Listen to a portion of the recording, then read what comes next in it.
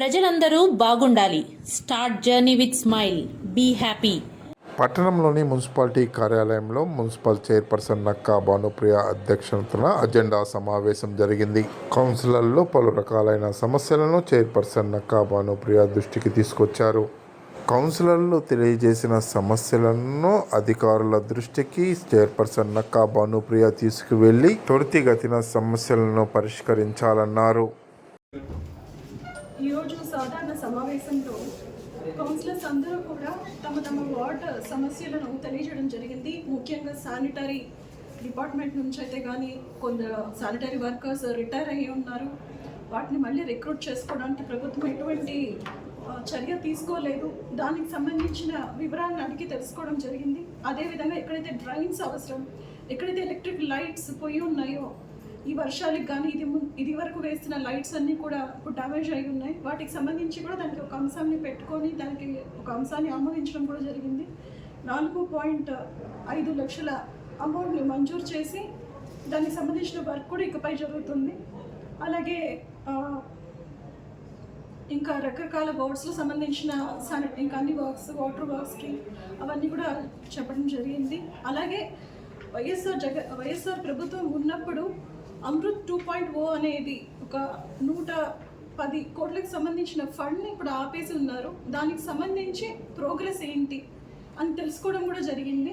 దానికి సంబంధించి ప్రాసెస్ అయితే జరుగుతూ ఉంది. మళ్ళీ దానికి వేరే ఫండ్ని కేటాయిస్తారని తెలియజేస్తున్నారు. అది కూడా అన్ని ప్రోగ్రెస్లో ఉన్నాయి. రోడ్స్ కానీ డ్రైన్స్ కానీ వీటికి సంబంధించి కూడా ఫండ్స్ రావాల్సి ఉంది. వాటన్నిటినీ కూడా అన్ని ప్రాసెసింగ్ స్టేజ్లోనే ఉన్నాయి. అది ఎప్పుడు వస్తాయి అనేది ఒక క్లారిటీ అయితే మాకు ఇంకా తెలియజేయలేదు. ఇంకా అంగన్వాడీ బిల్డింగ్స్ గత ప్రభుత్వంలో పూర్తి చేయాలని చెప్పి ఉన్నారు. కానీ అది ఇంతవరకు కంప్లీట్ కాలేదు. చాలా వార్డ్స్లో అంగన్వాడీ స్కూల్స్ రావాల్సి ఉంది. చాలా ఘోర పరిస్థితిలో ఉంది. దీనికి సంబంధించి ఇప్పుడు ఉన్న ఎమ్మెల్యే గారికి కూడా మేము ఈ సందర్భంగా తెలియజేయడం జరుగుతుంది. ఇది చాలా అవసరం, పిల్లలకి సంబంధించింది కాబట్టి దానికి సంబంధించిన బిల్డింగ్స్ పూర్తి చేయాలి. అవి ఎటువంటి స్టేటస్లో ఉన్నాయి అంటే టీచర్స్ సరిగా లేకపోవడం కానీ, శుభ్రత లేకపోవడం, ఇలాంటి చాలా కంప్లైంట్స్ని చూస్తున్నాం. కాబట్టి దానికి సంబంధించి సీరియస్గా కొంచెం కార్యాచరణ చేయాలని కోరుకుంటున్నాను. అలాగే జగన్ లేఅవుట్లో కూడా ఏదైతే గత ప్రభుత్వం, మా వైఎస్ఆర్ ప్రభుత్వం శాంక్షన్ చేసిందో అవన్నీ కూడా ఆగిపోయి ఉన్నాయి వర్క్స్.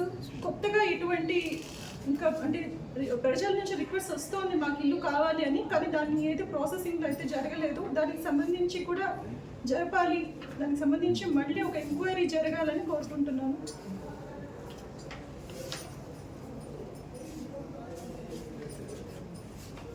అలాగే కల్తీ మద్యం గురించి ఎంక్వైరీ కావాలి, సిబిఐ ఎంక్వైరీ కావాలని కూడా ఇక్కడ కౌన్సిలర్ గారు అడగడం జరిగింది. ఈ సందర్భంగా ఎమ్మెల్యే గారిని కూడా ఈ ప్రెస్ వారి ద్వారా తెలియజేస్తున్నాను. కల్తీ మద్యం గురించి చాలామంది ఇబ్బంది పడుతున్నారు. ప్రతి ఏరియాలో ఇవి చాలా ఎక్కువైపోయాయి. దానికి సంబంధించి ఎంక్వైరీ చేయాలి. ఏవైతే రిజిస్టర్డ్గా ఉన్నాయో అవి మాత్రమే ఉంచి అనవసరమైన వాటిని తొలగించాలని కోరుకుంటున్నాను. దానికి స్పందన అంటే మేము చాలా మనసు నుంచి చేస్తున్నాము. మేమందరం కూడా వైఎస్ఆర్సీపీ ప్రభుత్వం అందరం కూడా, మా కౌన్సిలర్స్ అందరం కూడా మేము దాన్ని సపోర్ట్ చేస్తున్నాము. ప్రైవేటీకరణ చేయడం అనేది చాలా అంత ప్రజలకి అది అంత యూస్ఫుల్ అయింది కాదు. ఎందుకంటే ప్రభుత్వానికి సంబంధించిన కాలేజెస్ కానీ, హాస్పిటల్స్ కానీ ప్రజలకి అందుబాటులో ఉండాలి. కానీ అది ప్రైవేటీకరణ చేస్తే వాళ్ళకి అందాల్సిన బెనిఫిట్స్ సరిగా అందవు. ఇది దీనికి ఆధారపడి చాలా ఒక హబ్ లాగా ఉంటుంది. ప్రతి జిల్లాలో ఒక మెయిన్ హాస్పిటల్ ఉండాలి, మెయిన్ కాలేజ్ ఉండాలి. దానికి అనుసంధానంగానే మనకు మిగతా ప్లేసెస్లో గవర్నమెంట్ స్కూల్స్ కానీ, సిహెచ్సిలు కానీ, పిహెచ్సిలు అన్నీ కూడా వర్క్ చేస్తాయి. సో ఇది చాలా అవసరమైనది. ఇది మన మాజీ ముఖ్యమంత్రి వైఎస్ జగన్మోహన్ రెడ్డి గారు పెద్ద ఎత్తున ఇది తీసుకురావడం, ప్రజల్లోకి తీసుకురావడం, ప్రజలకి ఇది అర్థమయ్యేలాగా తెలియజేయడం, అలాగే వీళ్ళందరి సపోర్ట్ని ఒక సంతకాల ద్వారా వీటిని గవర్నర్ వరకు తీసుకెళ్లడం అనేది చాలా మంచి విషయం. ప్రజలందరూ కూడా ఇది అర్థం చేసుకోవాలి. పాలిటిక్స్కి సంబంధం లేకుండా మన పిల్లల భవిష్యత్తు, మెడికల్ కాలేజ్ పిల్లల భవిష్యత్తు కోసం మనం అందరం ఆలోచించి వారందరూ సపోర్ట్ చేయాలని కోరుకుంటున్నాం. 2019వ సంవత్సరంలో డిసెంబర్ 21వ తేదీన ఒక్కొక్క చేనేత కార్మికుడికి ఆంధ్ర రాష్ట్రంలో ఉన్నటువంటి 81,500 మంది వార్షిక అభివృద్ధి ప్రణాళిక ఆమోదం కొరకు పంపగా వారు ప్రొసీడింగ్స్ ఆర్ఓసి నెంబరు 45/41/42/7/2021 తేదీ 10 ఉంచడమని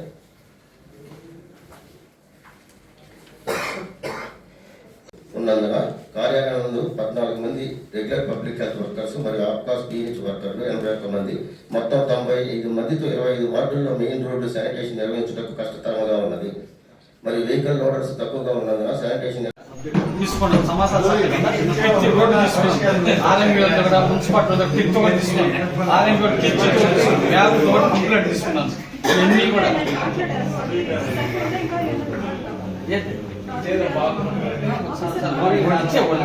ఇచ్చేసినారు మరి నోట్ 3 కోట్లు నీళ్ళకి సంబంధించింది కిచ్చి ఒక కిచ్చి పెట్టింది. ఈ లేఅవుట్ లేదంటే 3,790 ఫ్లాట్లు ఉన్నాయి. వీటన్ని ఈ దాదాపు సంవత్సరానికి వచ్చి మనకు వచ్చే సంవత్సరానికి 80 లక్షల రూపాయలు వస్తుంది.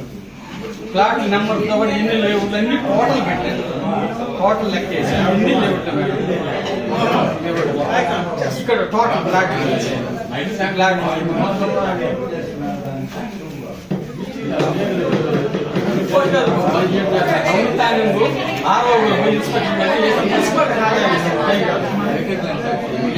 ఖాళీ స్థలాలు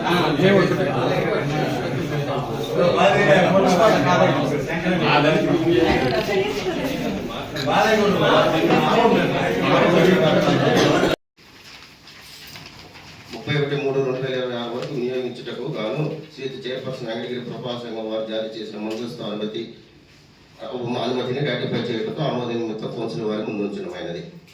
శానిటేషన్ నిర్వహించుటకు కష్టతరంగా ఉన్నది. మరియు వెహికల్ లోడర్స్ తక్కువగా ఉన్నందున శానిటేషన్ నిర్వహించుట కష్టతరంగా ఉన్నది.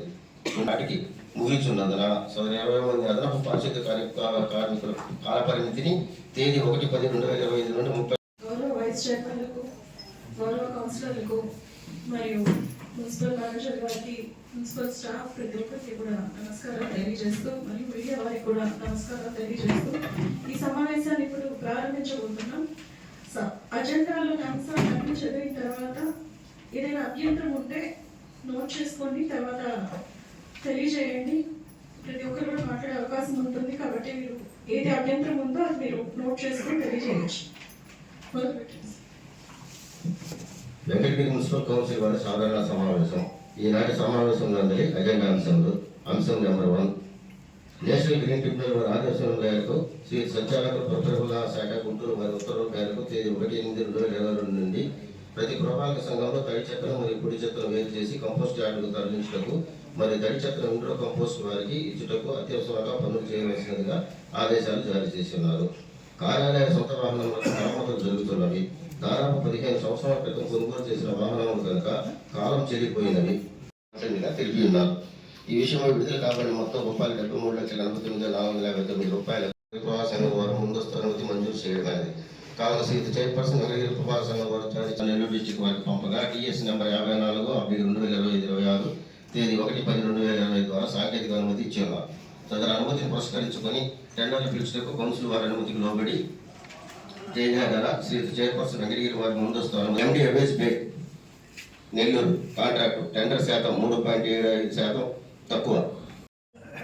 ప్రజల యొక్క ఆరోగ్యము ఎంత తీవ్రమైన పరిస్థితిలో నెలకొన్నాయో ప్రపంచవ్యాప్తంగా మనందరం చూసాము. విజన్ ఉన్న నాయకుడు కాబట్టి జగన్మోహన్ రెడ్డి గారు ఆ రోజు దాన్ని గమనించి 17 మెడికల్ కాలేజీలని మన ఆంధ్ర రాష్ట్రానికి తీసుకొని రావడం జరిగింది.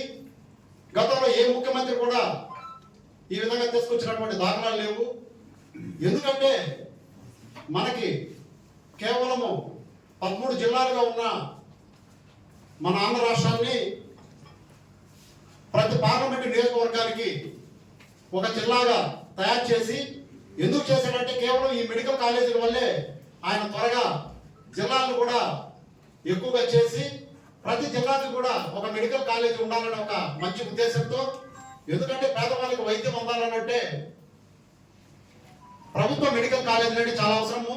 ఈరోజు వెంకటగిరిలో ప్రజలకు ఏమైనా బాగాలేకపోతే అత్యవసర వైద్యాలన్నీ కూడా తిరుపతిలో ఉన్నటువంటి రుయా హాస్పిటల్కో స్విమ్స్కో రెఫర్ చేస్తారు. అవి ప్రభుత్వంలో నడుస్తున్నాయి కాబట్టి పేద ప్రజలందరూ కూడా ఆ వైద్యాన్ని అందిపుచ్చుకోగలుగుతారు. అలాగే ఈ 17 మెడికల్ కాలేజీల వల్ల సుమారు 2800 మెడికల్ MBBS సీట్లు కూడా మన ఆంధ్ర రాష్ట్రానికి వస్తాయి. పేద మధ్యతరగతి విద్యార్థులందరూ కూడా తమ కళలు నెరవేర్చుకోవడానికి తమ బిడ్డలు డాక్టర్గా ఉన్నతమైన చదువు చదవాలనంటే ప్రైవేట్ కాలేజీలలో మేనేజ్మెంట్ కోటా కింద ఒక్కొక్క మెడికల్ సీటు MBBS సీటు కాలేజీని బట్టి ₹1 కోటి, ₹2 కోట్ల కూడా డొనేషన్ కట్టి తెచ్చుకుంటున్నటువంటి పరిస్థితిలో పేదవారు తమ బిడ్డల్ని వైద్యులుగా చేయాలనంటే ప్రభుత్వ మెడికల్ కాలేజీలు అవసరం. అందుకనే 2000 పైచిలుకు MBBS సీట్లు కూడా మన రాష్ట్రానికి వస్తాయి. అయితే జగన్మోహన్ రెడ్డి గారు పరిపాలన చేసిన 5 సంవత్సరాల్లో 2 సంవత్సరాలు 2.5 సంవత్సరం కరోనా టైంలో కూడా గడిచిపోయినా కూడా మిగిలిన 2.5 సంవత్సరాలు ఆయన పరిపాలన చేస్తూ మెడికల్ కాలేజీల్ని తీసుకొచ్చి అందులో 5 2023 నాటికే ప్రారంభించి ఇంకా 2 2024 సంవత్సరం ఎలక్షన్ నాటికి ప్రారంభించేటట్టుగా చేశారు. అంటే 17 మెడికల్ కాలేజీల్లో 7 మెడికల్ కాలేజీలు పూర్తి అయిపోయినాయి. అడ్మిషన్స్ కూడా జరుగుతున్నాయి. ఆల్ ఇండియా మెడికల్ కౌన్సిల్ వారు కూడా ఈ మధ్య కాలంలో PG సీట్లను కూడా ఇవ్వడం కూడా జరిగింది. అయితే ఇప్పుడున్నటువంటి ఈ తెలుగుదేశం నేతృత్వంలోని కూటమి ప్రభుత్వం వారు ఈ యొక్క మెడికల్ కాలేజీలని వీటికి సుమారుగా మిగిలిన 10 మెడికల్ కాలేజీలకి ₹5,000 కోట్లు ఖర్చు అవుతుందనేసి PPP విధానంతో ఆ పేరు మీద ప్రైవేటీకరణ చేయడానికి ప్రయత్నించడము చాలా శోచనీయం. ఇది అందరూ కూడా ఇది ఏ ఒక్క వెంకటగిరికి సంబంధించినటువంటి అంశం కాదు ఇది.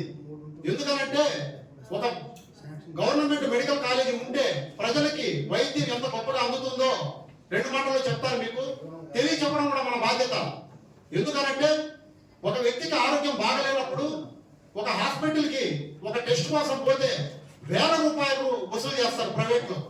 అదే గవర్నమెంట్ మెడికల్ కాలేజీ అని అంటే ఒక హాస్పిటల్ ఉంటుంది, సూపర్ స్పెషాలిటీకి సంబంధించినటువంటి అన్ని సౌకర్యాలు అక్కడ పేద ప్రజలకు ఉచితంగా జరుగుతుంది. మెడికల్ కాలేజ్ అంటే ఏదో విద్యార్థులు చదువుకునే కాలేజ్ ఒకటే కాదు. అక్కడ ఒక హాస్పిటల్ ఉంటుంది. ఆ హాస్పిటల్లో డాక్టర్స్ ఉంటారు. ఆ డాక్టర్స్ కూడా ప్రొఫెసర్లు, అసిస్టెంట్ ప్రొఫెసర్లు, గొప్ప గొప్ప నిష్ణాతులు అందరూ కూడా అక్కడ అందుబాటులో ఉంటారు వైద్యం చేయడానికి. అలాగే అక్కడ ఇతరతర నర్సులు, స్టాఫ్ నర్సులు, టెక్నీషియన్స్ ఇలా ఎంతో మంది కూడా అందుబాటులో ఉంటారు. ఈ వైద్యం అంతా కూడా ప్రజలకి ఉచితంగా అందుబాటు అవుతుంది. అందుకని జగన్మోహన్ రెడ్డి గారు దీన్ని గవర్నమెంటే టేకప్ చేయాలని చెప్పేసి ప్రభుత్వ మెడికల్ కాలేజీలు శాంక్షన్ చేయించడం కూడా జరిగింది. మరి ఈ ప్రభుత్వాన్ని మేము ఒకటే డిమాండ్ చేస్తున్నాం. ఈ 10 మెడికల్ కాలేజీల్ని ఎట్టి పరిస్థితుల్లో ప్రైవేటీకరణ చేయొద్దని చెప్పేసి మేము డిమాండ్ చేస్తున్నాం. ఎందుకంటే ఈ 1 కోటి సంతకాల సేకరణ కూడా ఈ నెల అదే డిసెంబర్ నెల వచ్చే 6వ తేదీన కూడా గవర్నర్ గారికి కూడా మా యొక్క నాయకుడు మాజీ ముఖ్యమంత్రి శ్రీ వైఎస్ జగన్మోహన్ రెడ్డి గారి నేతృత్వంలో గవర్నర్ గారు కూడా తెలియజేయడం జరుగుతుంది. కాబట్టి ఇది ప్రతి ఒక్క ప్రజలు కూడా దీన్ని గమనించాలి. అలాగే ప్రభుత్వం కూడా మంచి మనసు చేసుకొని పేదలకి వైద్యాన్ని దూరం చేయొద్దని చెప్పేసి నేను సవివరంగా తెలియజేసుకుంటున్నాను. Thank you. Last month Venkatagiri అంటేనే చేనేతలకు ప్రసిద్ధి కలిగినటువంటిది. గత నెలలో ఈ నవంబర్లో కూడా చెప్పుకోదగినటువంటి 2 పెద్ద తుఫాన్లు రావడం జరిగింది. ఇప్పుడు కూడా ఒక తుఫాన్ అనౌన్స్ చేశారు. ఈ రోజు రేపు ఆ వాతావరణం కూడా ఉంది. కానీ చేనేత కార్మికులకి ఇంతవరకు ప్రభుత్వం నుండి ఎటువంటి ఆర్థిక సహాయం అందలేదు. ఈరోజు కూటమి ప్రభుత్వము అధికారంలోకి వచ్చే ముందర శ్రీ నారా చంద్రబాబు నాయుడు గారు ఒక మాట చెప్పారు. ఆయన ఏం చెప్పారంటే జగన్మోహన్ రెడ్డి గారు ప్రవేశపెట్టినటువంటి పథకాలతో పాటు నేను కూడా ఇంకా సంక్షేమ పథకాలు ఇస్తానని కూడా మాట చెప్పారు. మరి జగన్మోహన్ రెడ్డి గారు చేనేత కార్మికులకు నేతన్న నేస్తం పథకం ద్వారా 2019వ సంవత్సరంలో డిసెంబర్ 21వ తేదీన ఒక్కొక్క చేనేత కార్మికుడికి ఆంధ్ర రాష్ట్రంలో ఉన్నటువంటి 81,500 మంది చేనేత కార్మిక కుటుంబాలకు నేరుగా ఎటువంటి అవినీతికి తావు లేకుండా 24,000 రూపాయల డబ్బుని అందివ్వడం జరిగింది. అప్పటి నుంచి 5 సంవత్సరాల పాటు నిరాటంకంగా సుమారు 1 సంవత్సరానికి 195 కోట్ల రూపాయలు చేనేత కార్మికులు కేటాయించడం జరిగింది.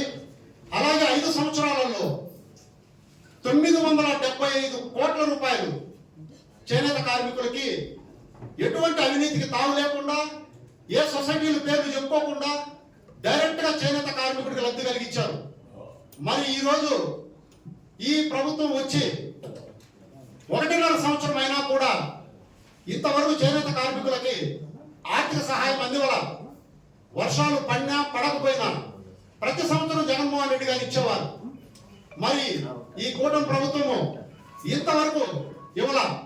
మొన్న తుఫాను టైంలో చేనేత కార్మికుల మగ్గం మొత్తంలో నీళ్ళు వచ్చినప్పుడు నేను, నాతోటి కౌన్సిలర్ అయినటువంటి శ్రీమతి ధనియాల రాధమ్మ గారు, పేరెంట్ సుబ్బారావు గారు, మేము ముగ్గురం కూడా చేనేత కార్మికుల స్థితిగతులను పరిశీలించడం జరిగింది. మన మీడియా ద్వారా కూడా మేము వివరించడం జరిగింది. నేను ఒకటే డిమాండ్ చేస్తున్నాను, ఒకటే అడుగుతున్నాను చేనేత కార్మికుల తరఫున. నేను కూడా చేనేత కార్మిక కుటుంబానికి సంబంధించిన వ్యక్తినే. ఇక్కడ ఉన్నటువంటి కౌన్సిలర్స్ కొద్దిమంది చేనేత కార్మిక కుటుంబాల వారు కూడా ఉన్నారు. అలాగే గౌరవనీయులు చైర్పర్సన్ గారు కూడా చేనేత కార్మిక కుటుంబానికి సంబంధించిన వ్యక్తి అని తెలియజేస్తున్నాను. కానీ ₹1 కూడా ఆర్థిక సహాయం అయితే చేయలేం. మరి జగన్మోహన్ రెడ్డి గారు ఉంటే లాస్ట్ ఇయర్ చేనేత కార్మికులకి వెంకటగిరిలో సుమారు అటు ఇటు 1,600 మంది చేనేత కార్మికులకు 24,000 రూపాయల డబ్బులు అందుండేవి. ఈరోజు లాస్ట్ ఇయర్ 24,000 రూపాయలు అందల, ఈ సంవత్సరం 24,000 రూపాయలు అందల. మరి మీరు ఏం సంక్షేమం చేస్తున్నారు? ఒక్కసారి ఆలోచించండి. నేను రాజకీయాలు మాట్లాడడం లేదు, కేవలం ప్రజా సమస్యల్ని ఒక నాయకుడుగా, ఒక చేనేత వర్గానికి సంబంధించిన వ్యక్తిగా నేను ఎత్తి చూపిస్తున్నాను. మీరు ఎంత త్వరగా ఈ యొక్క అధికారంలో ఉన్నటువంటి ఈ ప్రభుత్వము చేనేత కార్మికులకు వెంటనే ఆర్థిక సహాయాన్ని ఇవ్వాలి.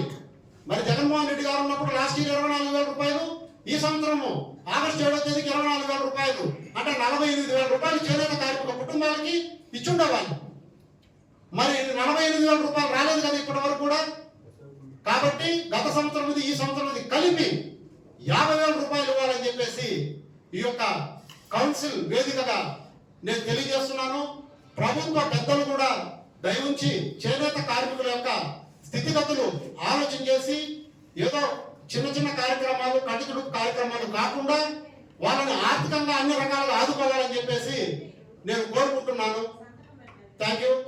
ఇంకొక విషయం ఏంటంటే revenue division, Venkatagiri municipality revenue division చేయాలని చెప్పేసి అంకెలతో సహా పక్కన ఉన్నటువంటి సోలూరుపేటని డివిజన్ గా చేశారు. 40,000 మంది ఉన్నప్పుడు మన వెంకటగిరిలో 60,000 70,000 మంది జనాభా ఉంది. ఇది చేయడానికి ఏమేమి అర్హతలు ఉన్నాయనేసి మొట్టమొదటిగా నేను ఈ సంవత్సరం 2025 సంవత్సరంలో జనవరి నెల 9వ తేదీ జరిగినటువంటి కౌన్సిల్ మీటింగ్ లో ఇదే వేదిక మీద నేను ఇదే మైక్ తీసుకొని మాట్లాడడం జరిగింది. ఆ తర్వాత కూడా మాట్లాడితేనే చాలదనే ఉద్దేశంతో మళ్ళా నేను ఈ సంవత్సరము మే నెలలో గౌరవనీయులు చైర్పర్సన్ గారికి అజెండాలో కూడా ఈ వెంకటగిరిని రెవెన్యూ డివిజన్ గా చేయాలి అనే ప్రతిపాదన చేస్తూ లెటర్ కూడా ఇవ్వడం జరిగింది. ఆ ఇచ్చిన తర్వాత ఇదే మే నెలలోనే, ఈ సంవత్సరం మే నెలలోనే కౌన్సిల్ తీర్మానంలో పెట్టి అందరి కౌన్సిలర్ యొక్క ఆమోదంతో వెంకటగిరి మున్సిపాలిటీని రెవెన్యూ డివిజన్ గా చేయాలనేసి ఏకగ్రీవంగా మేమందరం తీర్మానం చేయడం కూడా జరిగింది. అయితే మళ్ళా ఒకసారి ఎందుకు చెప్తున్నానంటే ఈ యొక్క వెంకటగిరిని రెవెన్యూ డివిజన్ గా చేస్తే మన వెంకటగిరి మున్సిపాలిటీకి, మన వెంకటగిరికి ఒక అదనంగా సబ్ కలెక్టర్ హోదాలో ఒక రెవెన్యూ డివిజనల్ ఆఫీసు, అలాగే పోలీస్ డిపార్ట్మెంట్ సైడ్ నుంచి ఒక డిఎస్పీ ఆఫీసు, అలాగే రూరల్ తహసీల్దార్ ఆఫీసు, అలాగే రూరల్ పోలీస్ స్టేషను, ఇతరత్ర వ్యవసాయానికి సంబంధించి అన్ని కూడా వచ్చే అవకాశాలు ఉంటాయి. మన వెంకటగిరి కూడా అన్ని రకాలుగా డెవలప్ అవుతుందని చెప్పేసి నేను తెలియజేసుకుంటున్నాను. అలాగే ఈ డివిజన్ చేయాలనే ప్రతిపాదన పార్టీ రహితంగా అన్ని పార్టీల వాళ్ళు, ఇంక్లూడింగ్ ఇప్పుడు అధికారంలో ఉన్నటువంటి తెలుగుదేశం వారు కూడా మేము చేయాలని చిత్తశుద్ధిగా ఉన్నామనేసి వాళ్ళు గతంలో కూడా స్టేట్మెంట్ ఇవ్వడం జరిగింది. కాబట్టి దాన్ని స్వాగతిస్తూ మరొకసారి గుర్తు చేస్తూ అందరూ కలిసికట్టుగా రాజకీయాలకు అతీతంగా తమిళనాడులో ఒక ఏదైనా చిన్న ప్రాబ్లం వస్తే అన్ని పార్టీలు ఏకమై పోరాడతారు. దాన్ని ఆదర్శంగా తీసుకొని మన వెంకటగిరి ప్రాంత ప్రజలందరూ కూడా ఈ వేదికగా నేను ఒక పిలుపునిస్తున్నాను.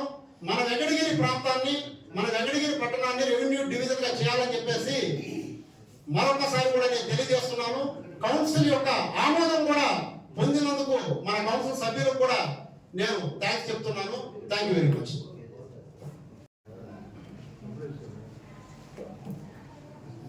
ఈ జాయింట్ కమిటీ అనే టీమ్ ని మేము ఒక లెటర్ సర్వే పెడతాము. ఫారెస్ట్ డిపార్ట్మెంట్ కి, రెవెన్యూ డిపార్ట్మెంట్ కి లెటర్ పెట్టి ఒక డేట్ ఫిక్స్ చేసి మీకు ఇన్ఫార్మ్ చేస్తాము. ఓకే సార్, ఒక డేట్ ఫిక్స్ చేసి మీకు ఇస్తాం.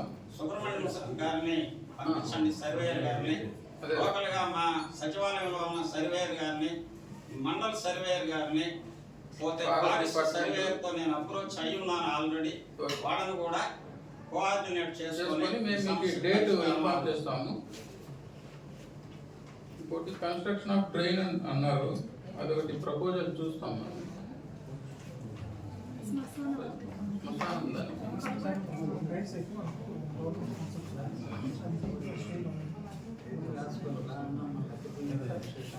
అందరు కౌన్సిలర్ నమస్కారం. డ్రైన్స్ గురించి మన వెంకటగిరి మున్సిపాలిటీకి 16 crores శాంక్షన్ ఇచ్చున్నారు. దాని గురించి డిపిఆర్ రెడీ చేయడానికి అంటే స్టేట్ మొత్తంకి టెండర్ స్టేజ్లో ఉన్నారు. అది డిపిఆర్ అయిన తర్వాత కన్సల్టెన్సీ వచ్చి మనం కలుస్తారు. అప్పుడు మా అందరు కౌన్సిలర్స్తో కోఆర్డినేట్ చేసుకొని ఏ డ్రైన్స్ ప్రపోజ్ చేయాలో దాని ప్రకారం డిపిఆర్ చేసి ప్రపోజల్ పంపిస్తాం గవర్నమెంట్కి. అది శాంక్షన్ అయిన తర్వాత డ్రైన్స్ ప్రాబ్లం అయితే రెక్టిఫై అవుతుంది. వీలైనంత త్వరగా దాని మీద మీరు కృషి చేయండి sir. Okay, thank you sir. మన పదవీ కాలం కూడా 5 ఏళ్లుగానే మా వార్డు సమస్యల మీదనే నేను ఎక్కువగా ఫోకస్ చేస్తుంటాను. ముఖ్యంగా మా 7వ వార్డులో 6వ వార్డులో కూడా ఒక హిందూ శ్మశాన వాటిక ఉంది. దానికి సంబంధించి సరైనటువంటి దారి లేదు.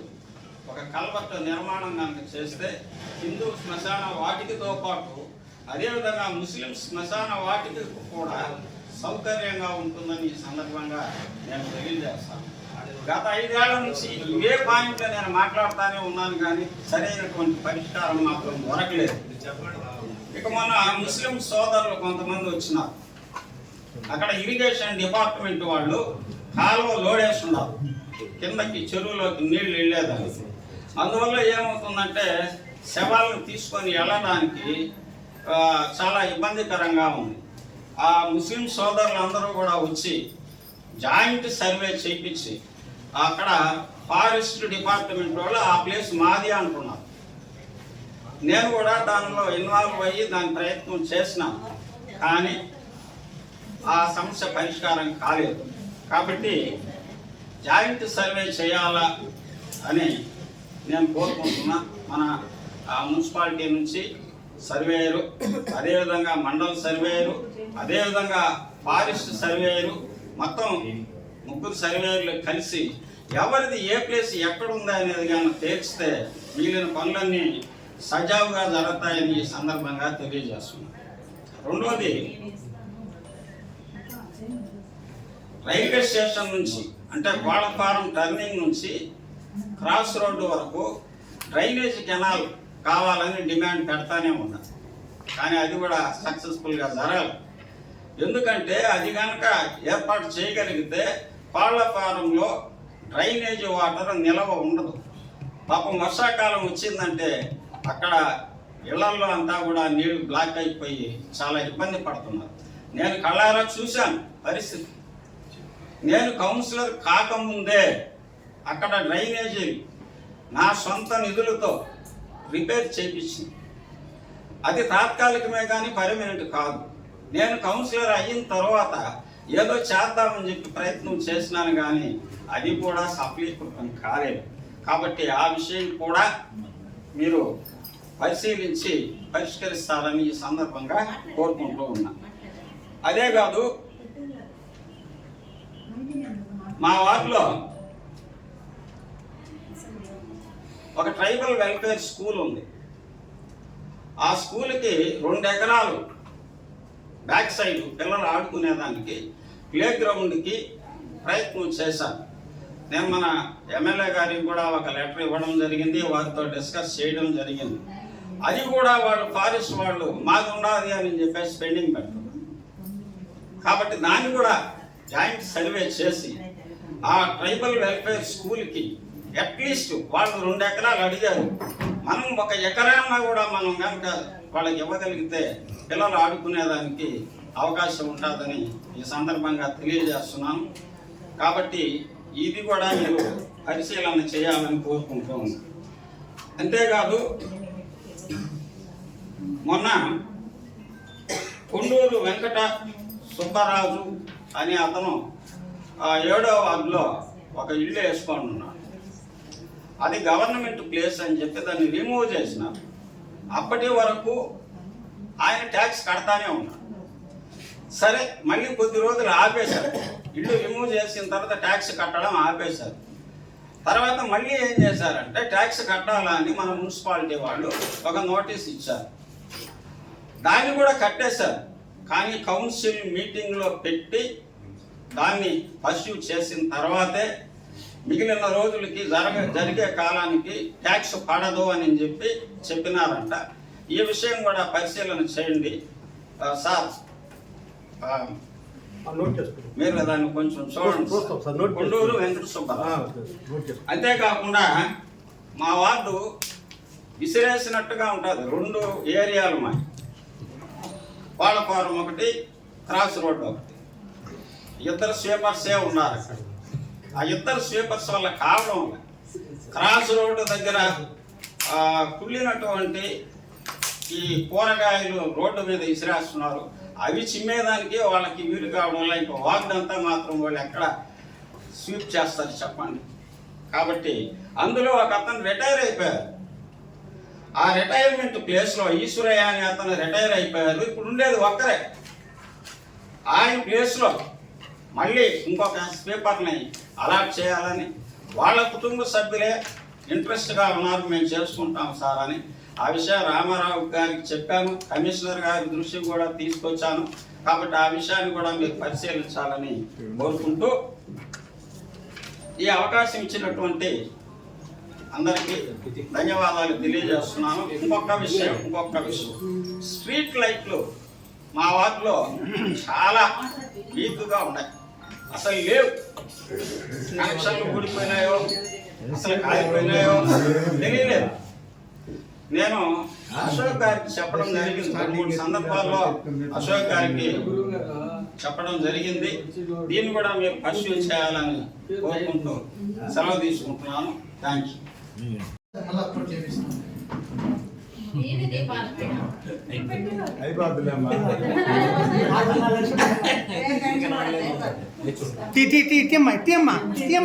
సంవత్సరం నుంచి మోటార్ బిల్ అడుగుతానా, ప్రజలు వేసుకునే డబ్బులు మేడం అని చెప్తానే ఉండా. నీకు బిల్ అన్నా శాంక్షన్ చేయండి మేడం. 10 అయిపోయే తలకే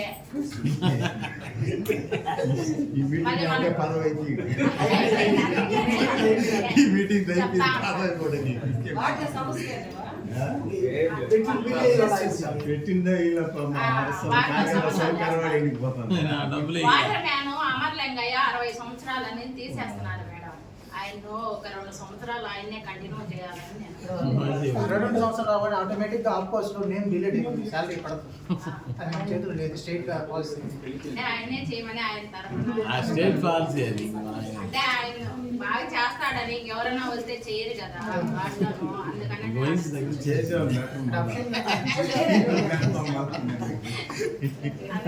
మేడం బిల్లు మేడం చెప్పారు కదండి. వాళ్ళ ఏమో వాళ్ళతో చెప్తావు, వాళ్ళేమో పెట్టినామంటారు. ఏంటి మేడం ఏమో మేడం యాడ రిస్క్ జరిగింది ఏమో. కమిషనర్ అడిగితే జాతర పోయినాక పెడతానన్నాడు. జాతర పోయి కూడా 4 నెలలు అవుతుంది.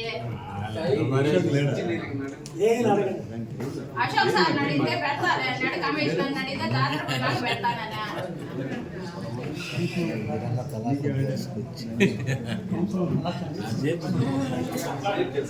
అయిపోయిందా మాడేసావా మాట్లాడు లాస్ట్ వరకు ఉండి మీరు ఎంత చూసుకొని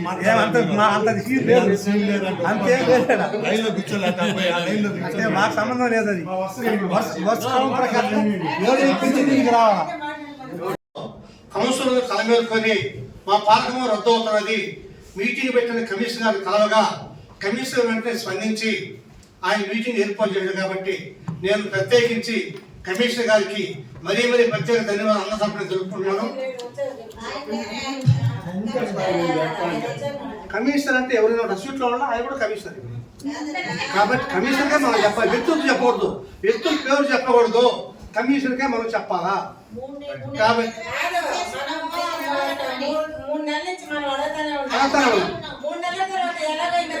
రద్దు అయిపోతుంది. మన అందరికీ పడాల్సి వచ్చింది, అందరం కలిసి అన్ని పడాల్సి వచ్చింది. పెట్టాలి ఇచ్చినందుకు వారికి ప్రత్యేక ధన్యవాదాలు చెప్పుకున్నాం.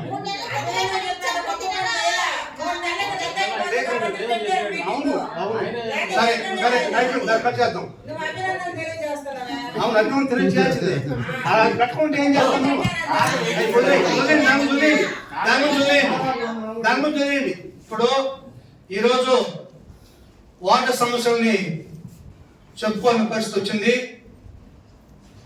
నా వార్డులో నేదురుమూరి జగన్నాథ్ రెడ్డి గారు ఉండగా ఎమ్మెల్యేగా మంత్రిగా వచ్చిన తర్వాత వెంకటగిరి పట్టణానికి రూరల్కి నేతృత్వం మొత్తాన్ని కలిపి ఒక ప్రత్యేకమైన అంగన్వాడీ సెంటర్ ప్రాజెక్ట్ ఆఫీస్ని తీసుకుని పెట్టడం జరిగింది.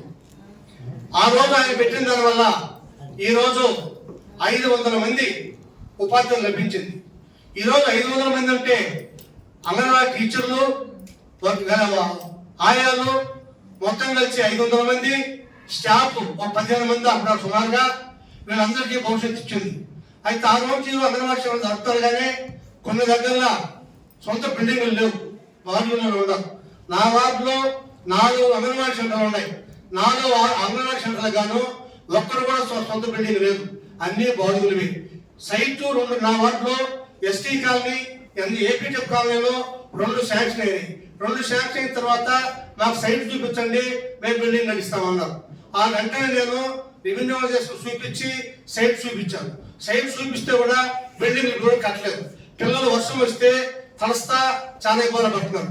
కాబట్టి ఎందుకు ఆ బిల్డింగ్ శాంక్షన్ కట్టలేకపోతారో సిడిపి గారు ఉన్నారు, మేడం గారు దాన్ని వివరిస్తారని నేను కోరుతున్నాను.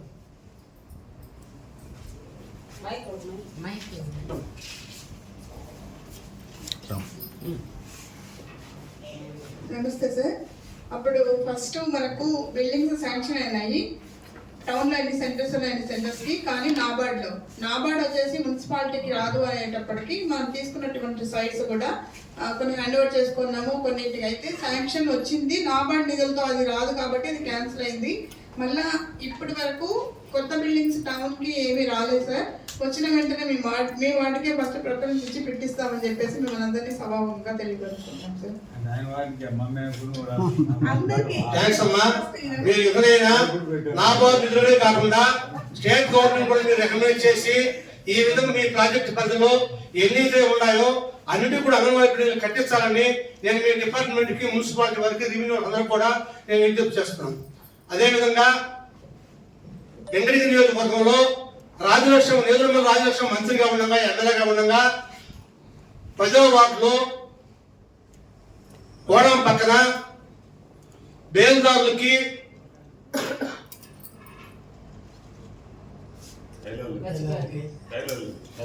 టైలర్లకి అదే విలేకరులకి అందరూ కూడా అక్కడ ఇచ్చారు. వాళ్ళకి అక్కడ సైట్ కేటాయించడం జరిగింది.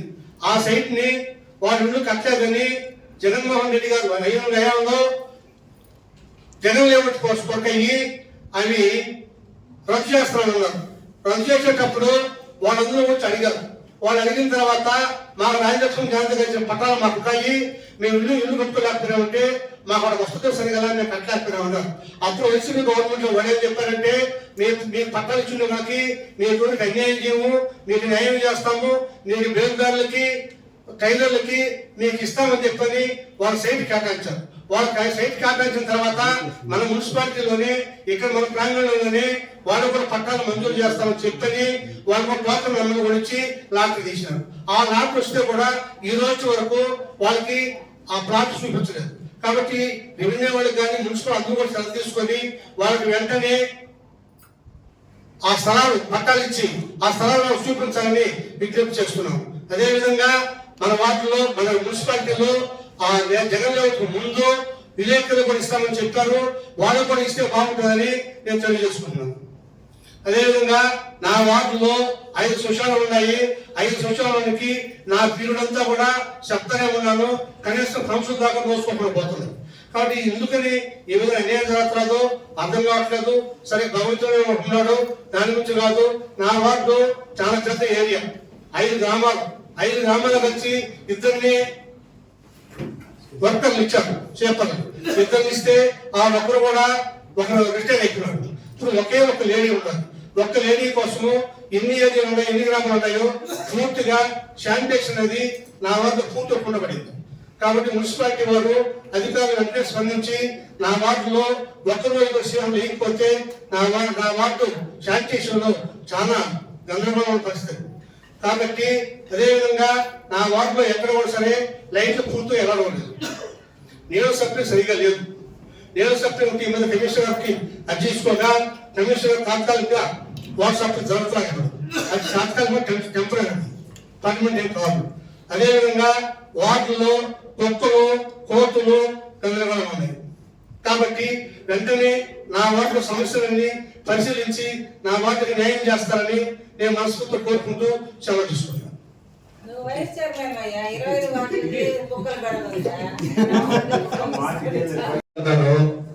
తెలియదు కానీ రైల్వే స్టేషన్ కాడి నుంచి ఆ సర్కిల్ వరకు ఎంత గొయ్యలు పెట్టి ఉన్నాయంటే అసలు మీకు కనపడుతున్నదో లేదు ప్రభుత్వానికి కనపడతా ఉందో అర్థం కావటం లేదు. అక్కడి నుంచి మన కోడలు వెంకటగిరిలో ముఖ్యమైన కోడలు కాశీపేట కోడలు. కాశీపేట కోడల నుంచి శివాలయం వరకు రోడ్లు మొన్న జాతర కంటూ ఏదో ప్యాచ్ వర్క్లు కంట్లో నీళ్లు పోసినట్టు ఏదో ప్యాచ్ వర్క్లు చేశారు. కనీసం ఎంత పెద్ద గోతులు ఉన్నాయో అసలు కనపడతా ఉన్నాయో లేదో కూడా తెలియడం లేదు ప్రభుత్వానికి. అంత పెద్ద గోతులు పడింది.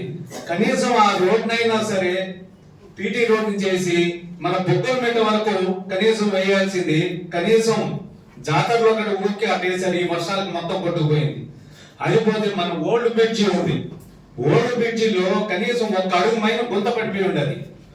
ఈ వాహనదారులు రోడ్డు చూసుకుంటారా వచ్చే మనుషులు ఎదురుగా చూస్తారా అర్థం కావడం పరిస్థితి అయిపోయింది. ప్రతి సర్కిల్లో ప్రతి ఏరియాలో మన ఎంఆర్ఓ సర్కిల్లో కూడా మొత్తం గుంతలు అయిపోతా ఉన్నాయి. ఈ గుంతల్ని ఎవరు పడుస్తారు అనేది అర్థం కావటం లేదు. కాబట్టి వెంకటగిరికి సంబంధించిన ప్రతి కూడల్లో కానీ రోడ్లు చాలా దారుణంగా ఉంది. పాలకేంద్రం నుంచి కూడా అటు వెళ్లే రోడ్డు మన పాత బస్ స్టాండ్కి వెళ్లే రోడ్డు వరకు కూడా చాలా దారుణంగా గుంతలు పడిపోతా ఉన్నాయి. కాబట్టి వాటిలన్నింటినీ మరమ్మతులు చేసి వాహనదారులకు ఎటువంటి ప్రమాదాలు జరగకుండా అందరికీ మంచి చేస్తారని తెలియజేస్తూ ముగించుకుంటా ఉన్నాను. ఫస్ట్ మీరు చెప్పిన రైల్వే స్టేషన్ ఇక్కడి నుంచి ఆ మోడల్ స్కూల్ దాకా అదైతే రైల్వే డిపార్ట్మెంట్ పరిధిలో ఉందండి. అదైతే ఈ మధ్య శాంక్షన్ కూడా అయిందని అన్నారు. ఇకపోతే మాకు ఇక్కడ కాశీపేట నుంచి అదైతే మా పరిధిలోదే అది ఆల్రెడీ గత 3 నెలల నుంచి కూడా మేము ప్రపోజల్స్ పంపిస్తున్నామండి. మొన్న 40 లక్షలు పంపిస్తే 25 లక్షలు శాంక్షన్ చేశారు. అది ఒక 1 వీక్ ఆర్ 10 డేస్లో జీవో రావచ్చు. ఇక అది ప్లస్ పాలకేంద్రం నుంచి కూడా గతంలో మొన్న మార్చిలో ఒక 600 మీటర్లు వేసాము. ఇంకొక 1.2 km కొద్దిగా ప్యాచ్లు కూడా ఉన్నాయి ఆ మిల్లు దగ్గర. అవి కూడా ఈ కొద్దిగా వర్షాలు జరిగిన వెంటనే మేము మెయింటెనెన్స్ కింద చేపిస్తామండి. ఇంకా బంగారుపేటకి వెళ్ళే రోడ్డు కదా సార్, బంగారుపేట నుంచి గూడూరుకి వెళ్ళే రోడ్డు ఆల్రెడీ నిన్న స్టార్ట్ అయిందండి. అది వర్క్ అమ్మపాలెం దగ్గర చేస్తున్నారు, స్టార్ట్ చేస్తారు. అంతకడ పనిలేదు సార్, ఇక్కడ మన శివాలయం ఉంది, ఇది సర్కిల్ ఉంది కదా మనకు చేపల మార్కెట్ సర్కిల్ సార్, అది దాటి ఆ శివాలయం దావలో ఎంత గుంతలంటే అసలు షాకం జాల్స్ కట్టి అంత ప్రమాదం ఉంది సార్ అక్కడ. ఎంత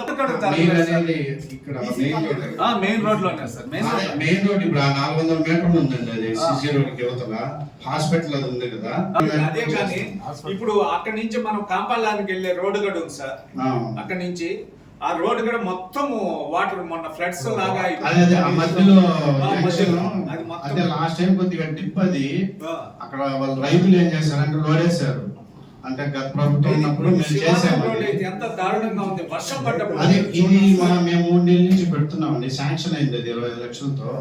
మన బుగ్గలమేట దాకా కంటిన్యూ రోడ్డు కూడా అట్లీస్ట్ 600 మీటర్లు మేము కంటిన్యూ రోడ్డు అయితే టౌన్ లో ఇబ్బంది లేకుండా చేస్తాం. లేదా కంటిన్యూ చేస్తాం ఒక 600 మీటర్లు. తర్వాత కావాల్సింటే బాగ్లాన్ దగ్గర చేయాలి సార్ రోడ్ అటు ఇటు. ఓల్డ్ బ్రిడ్జ్ ఇంకే టౌన్ లో ఉన్నటువంటి కూడా టేకప్ చేస్తాం. 1 ఫీట్ పడిపోయి ఉంటుంది సార్ అక్కడైతే. మన మటన్ స్టాల్ పక్కనే అంటే మేము టెంపరీగా నిన్న కూడా మా వాళ్ళు అంత పెద్ద హోల్ ఉంది సార్, ఎప్పుడూ పట్టించుకోవటం లేదు.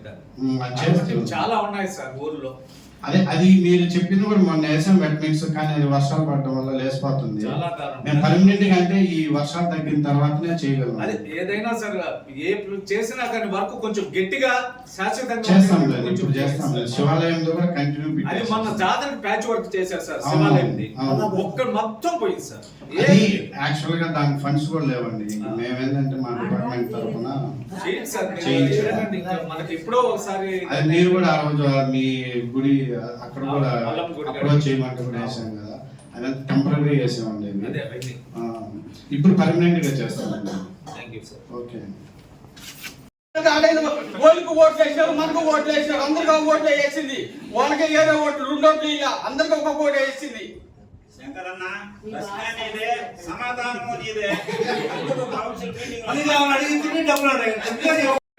ఉండొచ్చు. ప్రతి నెల మున్సిపాలిటీ జరుగుతుంది, మన వెంకటగిరి మాత్రమే మున్సిపాలిటీ మాత్రం 3 నెలలకు ఒకసారి జరుగుతున్నది. కాబట్టి నాకు తెలిసి ఏంటంటే చైర్మన్ గారికి నక్క వెంకటేశ్వరరావుకి గిన్నీస్ బుక్లు ఇద్దాం అనుకుంటున్నాను. ఎందుకంటే 3 నెలలకు ఒకసారి పెడుతుంది. 12 నెలలు పెట్టాల్సింది 4 నెలల సంవత్సరానికి 8 నెలలు పెట్టలేదు అనమాట.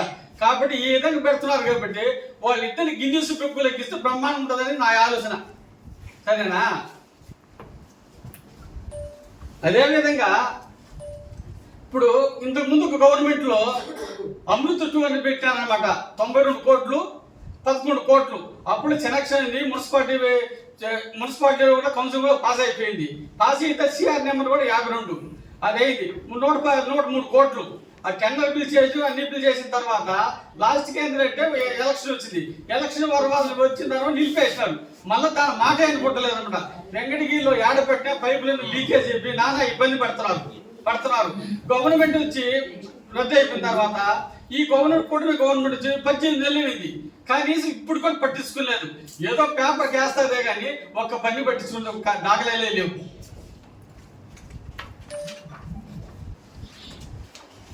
అదే విధంగా వెంకటగిరి మున్సిపాలిటీలో రోడ్లు అన్ని దగ్గర ఆర్ఎంపీ వాళ్ళది కూడా మున్సిపాలిటీ వాళ్ళది కూడా అన్ని టౌన్ ప్లాన్ అందరూ కూడా రికార్డు పక్కన తీసుకున్నారు. సంవత్సరాల చట్టం కింద అందరూ ఇస్తున్నారు. ప్రతి దగ్గర ఆక్రమణలు ఉన్నాయి. వెంకటగిరి మొత్తం రోడ్లు తీసుకున్నారు, టౌన్ అంతా కూడా తీసుకున్నాం. ఈ రోడ్లన్నీ కానీ ఆర్ఎంపీ వాళ్ళు, మున్సిపాలిటీ వాళ్ళు, రెవెన్యూ వాళ్ళు జాయింట్ సర్వే చేసి అవన్నీ ఆక్రమించి తీసేసి మళ్ళా మున్సిపాలిటీ తరఫున బాడీకి కానీ ఇస్తే సుమారు ఒక నెలకు 30 లక్షల రూపాయలు ఆదాయం వస్తున్నది.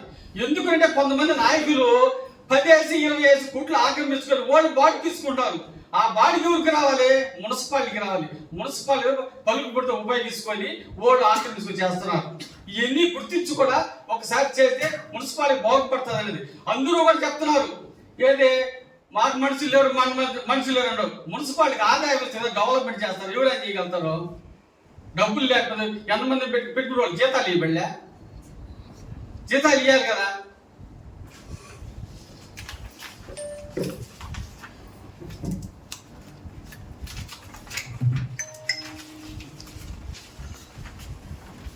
నెంబర్తో 216 52 మన నెంబర్ కూడా మున్సిపాలిటీ సిఆర్ నెంబరు మీరు చూడండి ఒకసారి, దాని మాట అనుకోలేదు.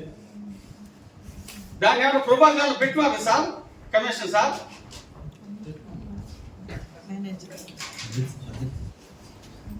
పే చేయకుండా ఎవ్రీ ఇయర్ 10% 20% అలా పే చేసుకుంటే వస్తారు వర్క్ అయిపోయిన తర్వాత. అది కూడా టెండర్ స్టేజ్ లో ఉంది, ఒక 2 months వర్క్ స్టార్ట్ అవుతుంది. వెంకటగిరిలో 30 లేఅవుట్లు ఉన్నాయి. 30 లేఅవుట్లు ఒక్క చింటు కూడా ఎక్కడ కూడా స్థలం వదిలిపెట్టలేదు. ఒక 500 ఇళ్ళు ఒక దగ్గర కట్టినారు.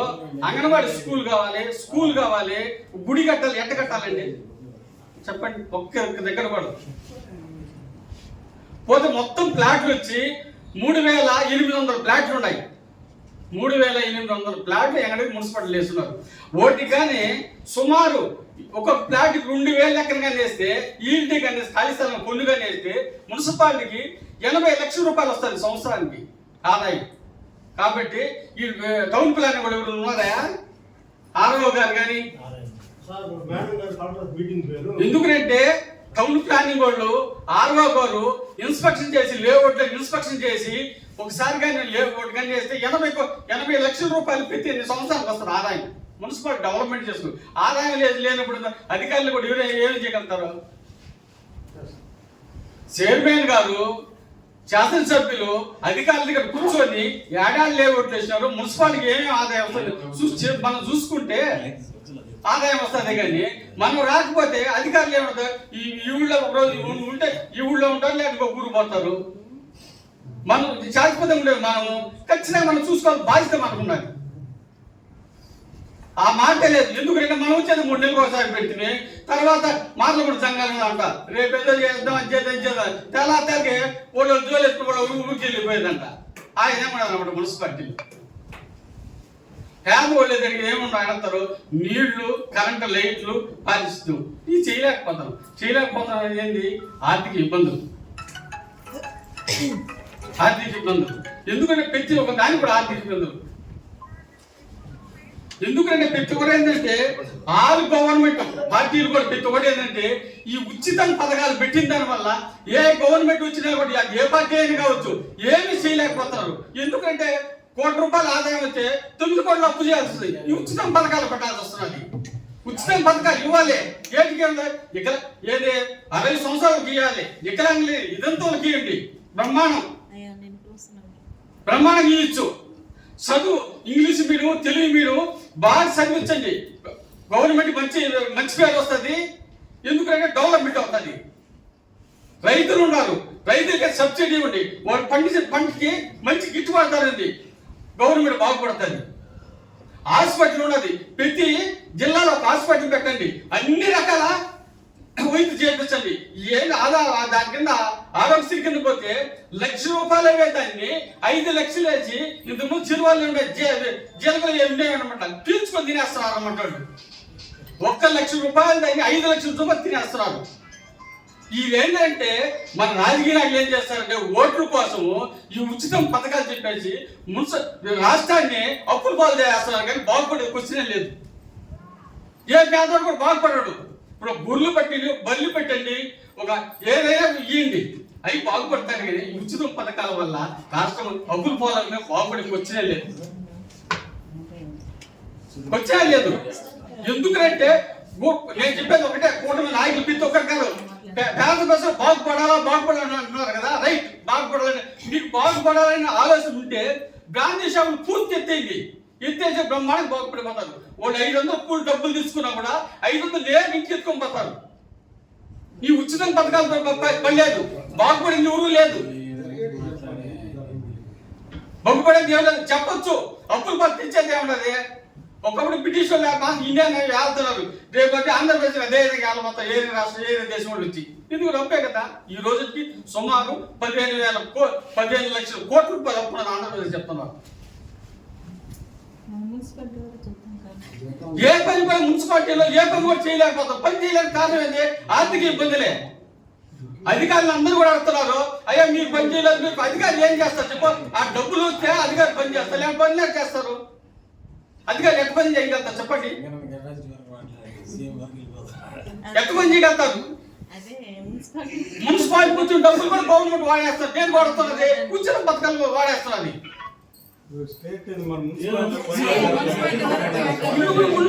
అన్ని వాడితే తెలుస్తుంది.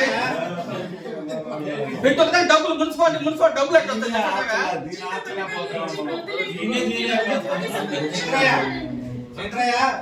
అసెంబ్లీ కాదు మున్సిపాలిటీ బాబు కూడా కూర్చోలేదు. ఈ అవకాశం అందరికీ కూడా ధన్యవాదాలు చూసి సెలవు తీసుకుంటున్నాను.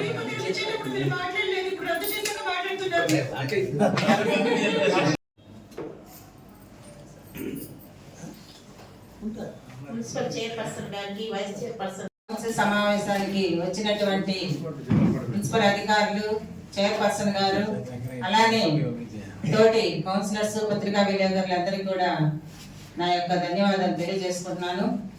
ముఖ్యంగా మన రాష్ట్రం మొత్తం మీద కూడా మహిళలకి సంబంధించి ఈ కల్తీ మద్యం గురించి ఎన్నో ధర్నాలు చేయడం జరిగింది. దాని మీద ఒక సిబిఐ ఎంక్వైరీ చేయాలని చెప్పేసి ఒక ప్రతిపాదన కూడా తీసుకురావడం జరిగింది.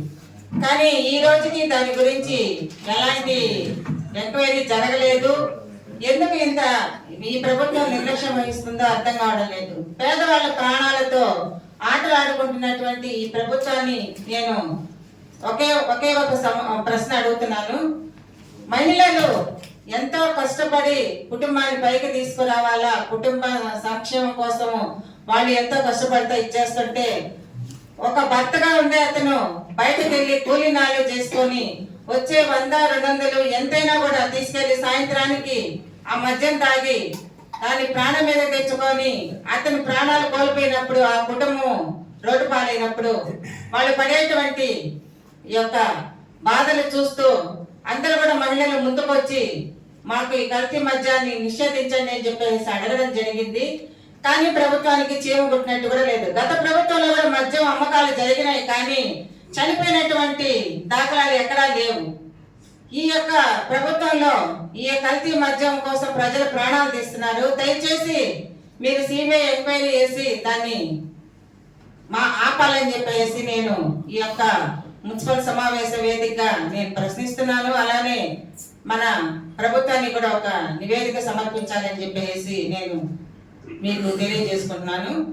తర్వాత మనకి మున్సిపాలిటీ ఈ 5 ఏళ్ళు పూర్తయిపోతున్న సందర్భంలో గతంలో చాలా సార్లు కూడా ఈ యొక్క మన యొక్క పాలక మండలిని మన శిలాఫలకంలో పెట్టాలని చెప్పేసి కూడా మన వాళ్ళు ఒక ప్రతిపాదన తీసుకొచ్చారు. మన తోటి కౌన్సిలర్ 4వ వార్డు కౌన్సిలర్ నారాయణ కూడా ఆ రోజు ఒక ప్రతిపాదన మీ ముందుకు తీసుకొచ్చారు. దాన్ని తీర్మానించడం కూడా జరిగింది. కానీ ఎందువల్ల జాప్యం జరుగుతుందో మాకు అర్థం కావడం లేదు. కాలం అయితే అయిపోతుంది, బహుశా ఇదే ఆఖరి సమావేశం కావచ్చు, లేదు ఇంకొకటి ఉండొచ్చు, బడ్జెట్ సమావేశం కూడా ఉండొచ్చు అని మొన్న కమిషనర్ గారు అన్నారు. ఏదేమైనా కూడా దాన్ని ఒకసారి మళ్ళీ పర్సూ చేయాలని చెప్పేసి నేను అందరినీ కూడా విన్నవించుకుంటున్నాను. ముఖ్యంగా చైర్పర్సన్ గారు దీని గురించి మీరు కొంచెం గట్టిగా వాళ్ళతో మాట్లాడి ఒక శిలాఫలకాన్ని ఏర్పాటు చేయాలి. మన పాలక మండలి గుర్తుండిపోయే విధంగా మీరు చర్య తీసుకోండి.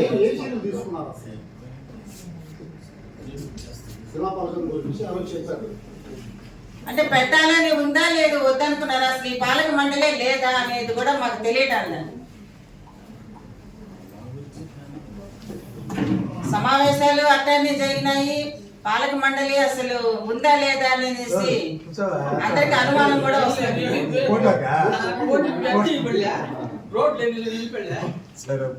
అయ్యా మేము అడిగిన దానికి వాళ్ళ సమాధానం రాలే. అక్కడ అంతలోపల అర్జీ చెప్పుకొని పోతాడు. ఇప్పుడు మాట్లాడి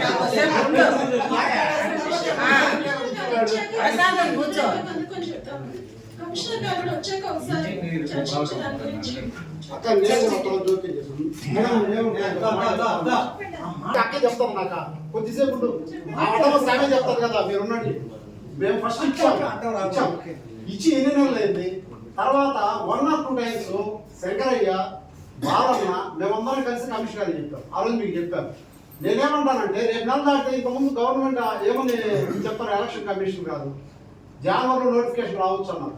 తర్వాత ఇప్పుడు మార్చి అంటాను, అది వేరే సబ్జెక్ట్. గవర్నమెంట్ నోటిఫికేషన్ వచ్చింది, మాకు వీలు కాలేదంటారు, మా పదవి కాలం అయిపోతుంది. ఒక శిలాపాలక వేయడంలో ప్రాబ్లం ఏంటి మీకు అసలు? మన కమిషన్ గారు నడవాలన్నా వెళ్ళిపోతారు, మన నెక్స్ట్ మంత్ మీటింగ్ దాకా అసలు కనీసం ఏం అనుకుంటుంది దాంట్లో కనీసం పేర్లన్నా వేయాలి కదా, అక్కడ వేస్తున్నారు కదా, ఆనవాయితీనే కదా, ప్లేస్ కూడా చూపించాలి మేము ఆ రోజు. అంటే మేము అనుకోవడం ఏంటంటే మీరు ఉద్దేశపూర్వకంగా వేయట్లేదని అనుకుంటాం, కావాలని వేయట్లేదు. మేడం మాకు ఎంత బాధ్యత ఉందో మనము దాని మీద సీరియస్ గా మనం కూర్చొని చేయించుకోవాలి. అడగండి, తప్పేముంది.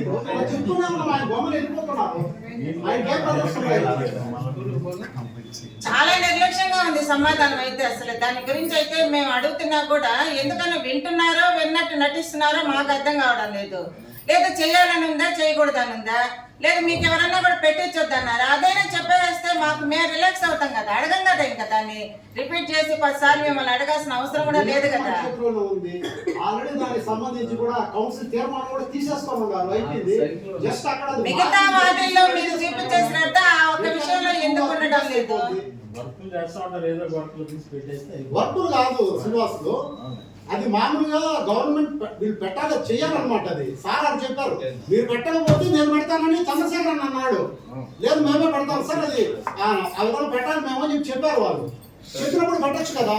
ఎందుకంటే కనీసం మమ్మల్ని మేము కౌన్సిలర్లు అండి, మమ్మల్ని గుర్తించండి, మమ్మల్ని గౌరవించండి, మేము వచ్చినప్పుడు ఇట్లా చెప్పండి అని కూడా ప్రతిదీ మేము మీకు చెప్పి చేయించుకోవాల్సిన పరిస్థితి వస్తుంది అనమాట. అంటే మేము ప్రజల చేత ఎన్నుకోబడి మీ ముందుకు రాలేదు, ప్రజాప్రతినిధులం కాదు. రేపు నెక్స్ట్ మంత్ మనకి ఈ బడ్జెట్ సమావేశం ఉంది, వాళ్ళ అవసరం కాబట్టి బడ్జెట్ పెడతా ఉన్నారు. బడ్జెట్ అనేది మార్చిలో పెట్టాలి, ముందు పెట్టాలి, మార్చి ముందు. కానీ ఎలక్షన్ నోటిఫికేషన్ వస్తుందేమో అని చెప్పేసి నెక్స్ట్ మంత్ తర్వాత మనం పెట్టచ్చు. అంటే అర్థమైంది, బడ్జెట్ సమావేశం పెట్టి అది పాస్ అయిన తర్వాతనే కౌన్సిల్ ఆగిపోతే ఆగిపోతాయి కాబట్టి రేపు పెడతారు. సార్ మీరు కానీ మీరు చెప్పండి, రేపు కానీ పెట్టకపోతే బడ్జెట్ సమావేశాలు మనము బ్యాకట్ చేస్తాం. మాత్రం చేసుకుంటాం. రేపు కానీ పెట్టకపోతే బడ్జెట్ సమావేశాలు ఇంకా అటెండ్ అయ్యేది లేదు. మనం అడిగిన దానికి వాళ్ళ దగ్గర నుంచి సమాధానం వచ్చి కనీసం జరుగుతుంది అని అనిపించితే మనం దాన్ని బడ్జెట్ సమావేశానికి వాళ్ళతో పాటు కాదు. నెల టైం ఉందాక ఇంకా 1 వీక్ లో అయిపోతుంది. అది 1 వీక్ లో మీరు కంప్లీట్ చేయండి. చేసిన తర్వాత నెక్స్ట్ బడ్జెట్ సమావేశాల్లో మనం పాల్గొంటాం. సార్ కమిషనర్ గారు సెలవు పెట్టినారా? బాబు చెప్పండి. కౌన్సిల్ అప్రూవ్ అయిందండి. మీకు తెలియదు కాబట్టి చూడాలి. మాకు ఆల్రెడీ అమ్మాయి అప్రూవల్ అయిపోయింది. అది 1 lakh పెట్టినారని చెప్తున్నారు మా ఏ ఇన్ఛార్జ్. దాని ప్రకారం బాక్స్ 3 days పెట్టి మీకు వర్క్ స్టార్ట్ చేపిస్తాం. అది కూడా మేము చూపించే ప్లేస్ లోనే పెట్టండి. ఎక్కడో ఇక్కడ పెడతాం, ఆడ పెడతాం, దాచి అనగడ పెడతాం అంటే అది మీకు తెలియదు. ఆ విషయం నేను చెప్తున్నా, దానికి మేము ఒప్పుకోం. ఎందుకంటే ఈ కౌన్సిల్ పార్క్ వరకు మేము నిర్ణయించిన ప్లేస్ ఉంది, మేము కొత్తగా నిర్ణయించాం. ఆల్రెడీ ఉన్నాయి గత పార్క్ వర్గానికి సంబంధించి ఉన్నాయి. దాని పక్కన అడిగాం మేము, దాన్ని చేసుకొచ్చి లోపల పెడతాము, లేదా ఇంకొక హాల్లో పెడతాము, ఇంకో దగ్గర పెడతాము అంటే కుదరదు. బయట చూపించాము, అక్కడే పెట్టాము. ఏమంటే అంతే కదా. అంటే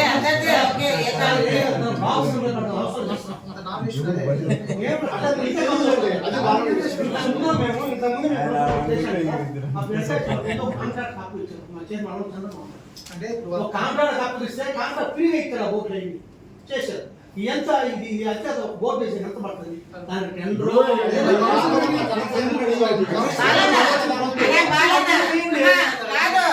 ఎంత పడుతుంది, ఎంతసేపు పడుతుంది, మనం వాళ్ళని అడుకోవాల్సిన అవసరం లేదు. అది మన రైట్, మనకి పెట్టాలి వాళ్ళు అంతే. అది ఎంత పడుతుంది, ఎంతసేపు పడుతుంది?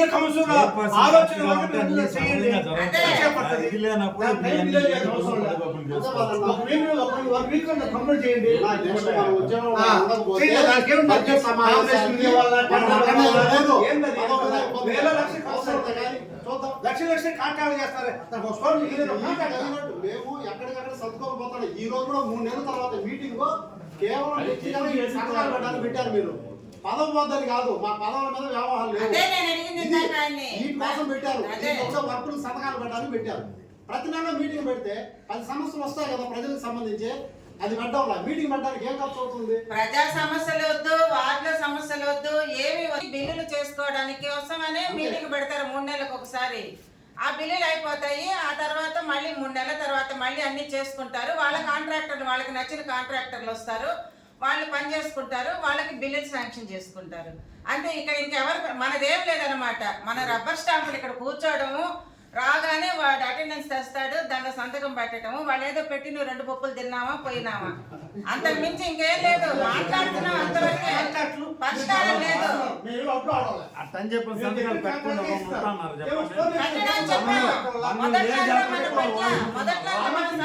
లేదు కాబట్టి అది వాడుకుంటున్నాం. మాకు అది కావాలా ఇది కావాలంటే దేని మీద ఒక దాని స్టెప్ అవ్వండి. ఇది లేదే ఎవరు కొంచెం చెప్పు. బడ్జెట్ సమావేశం చైర్మన్ రాదు మీటింగ్ పెడతాయంటే చైర్మన్ కండక్ట్ చేయాల్సింది మీటింగ్ చైర్మనే. అది ఆయన మనం చెప్పాలి, మనకు తెలుసు. అది ఆయన పెట్టలేదు కాబట్టి మనం అతీయగలిగినామన్నా. ఫోన్ చేసావు కరెక్ట్. ఆ రోజు నేనేమన్నాను మనం చేసుకున్న ఇదేనా ఇది అని చెప్పి దానికి చర్చించు లెక్క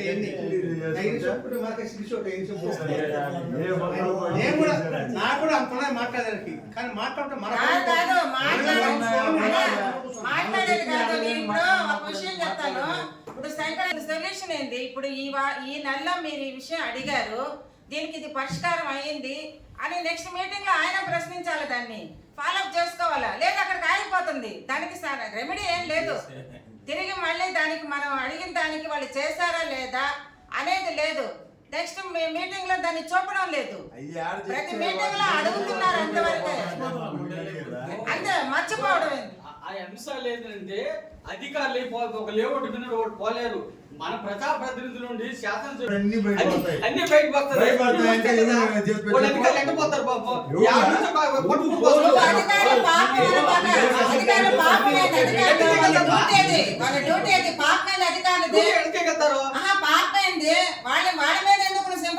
ధనవంతుల జోలికి వెళ్ళరు, 10 రూపాయలు దానంగా ఇచ్చే వాళ్ళ జోలికి వెళ్ళరు.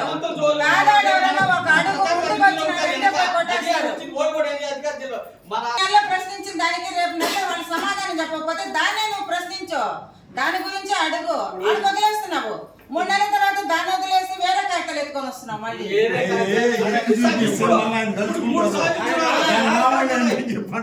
సపోర్ట్ డబ్బున్నవాడిగా ఎమ్మెల్యే ఎంపీ మాజీ ఎంపీలు ఎన్నుకుంది అందరూ చేయలేని బాగా. నువ్వు చేసేవాడు కూడా ఉంటాడు. నువ్వు చేస్తున్నావు కదా, తిరుగుతున్నావు కదా, వార్డంతా చేసేవాడు కూడా ఉన్నాడు కదా.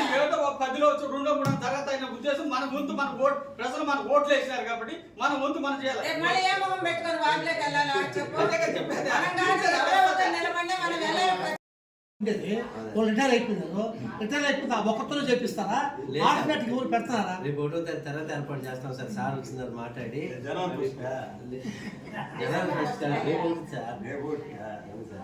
మాట్లాడి ఏర్పాటు చేస్తాం సార్.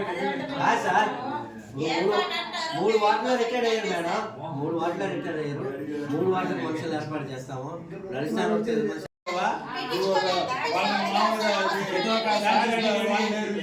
పెడతానవే అది గుర్తురాట్లేదు. మాట్లాడితే ఏదో ఒకటి చెప్పేసి అయిపోతుంది. మన దగ్గర పెద్దదాన్ని పట్టచ్చు సార్. ల్యాండ్ అయితే 2 వీలర్ మీద వర్కర్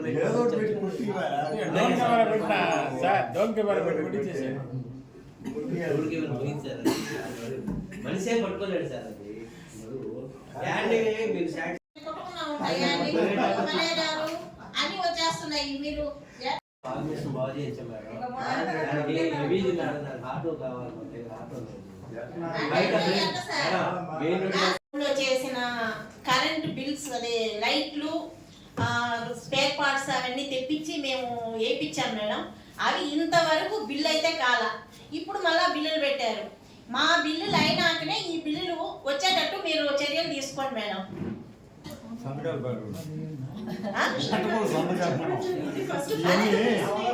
దీనికి ఆమోదించడం నేను అదే చెప్తుండేది.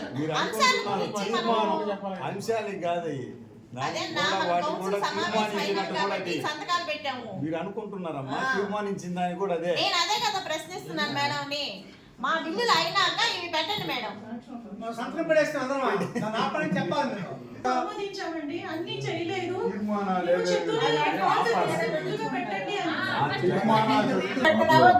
మీ బిల్స్ కమిషనర్ సార్ లాగిన్ లో శాంక్షన్ ఆర్డర్స్ ఉన్నాయి. ఇప్పుడు మా వార్డులో అంగన్వాడీ స్కూల్ ఉంది మేడం. ఇప్పుడు మా వాటిలో పందులు అవి తీసుకొచ్చి వదిలేస్తున్నారు, బర్రెలు ఎక్కువ, అక్కడైతే శుభ్రత లేదు. దానికి తగ్గట్టు పిల్లలకి పాపం కొలాయి నీళ్ళతోనే మొండి కట్టడం అట్లాంటివి చేస్తా ఉన్నారు.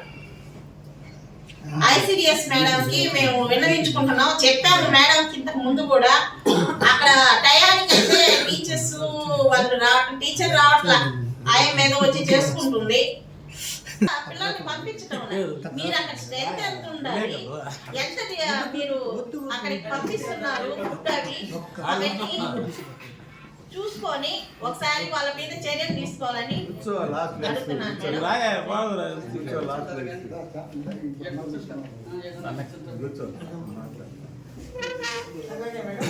చెప్పినట్టుగా ఆల్రెడీ ఒకసారి మేము కూడా ఇష్యూ చేస్తున్నాము.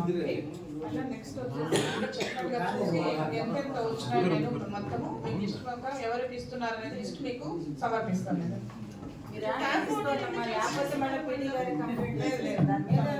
రిపోర్ట్లు వస్తానే అయితే ఇచ్చాము ఒకటి, సీరియస్గా తీసుకోండి.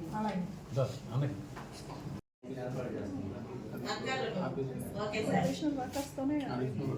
రెవెన్యూ డిపార్ట్మెంట్ గురించి ఎవరైనా చైర్పర్సన్ గారికి మరియు కమిషనర్ గారికి, వైస్ చైర్పర్సన్ గారికి మరియు మున్సిపాలిటీ సిబ్బందికి, పత్రికా విలేకరులకి, వివిధ డిపార్ట్మెంట్ నుంచి చేసిన అధికారులందరూ కూడా, అదేవిధంగా నాతోటి కౌన్సిలర్లందరూ కూడా పేరు పేరున నా యొక్క నమస్కారాలు. ఇప్పుడు ప్రతి ఒక్కరు కూడా చెప్పడం జరిగింది, మీటింగ్ జరగాలా పెట్టాలా అంటే అర్ధరాంతం అయిపోతుంది. 3 నెలలకు ఒకసారి పెట్టడం అనేది చాలా దారుణం.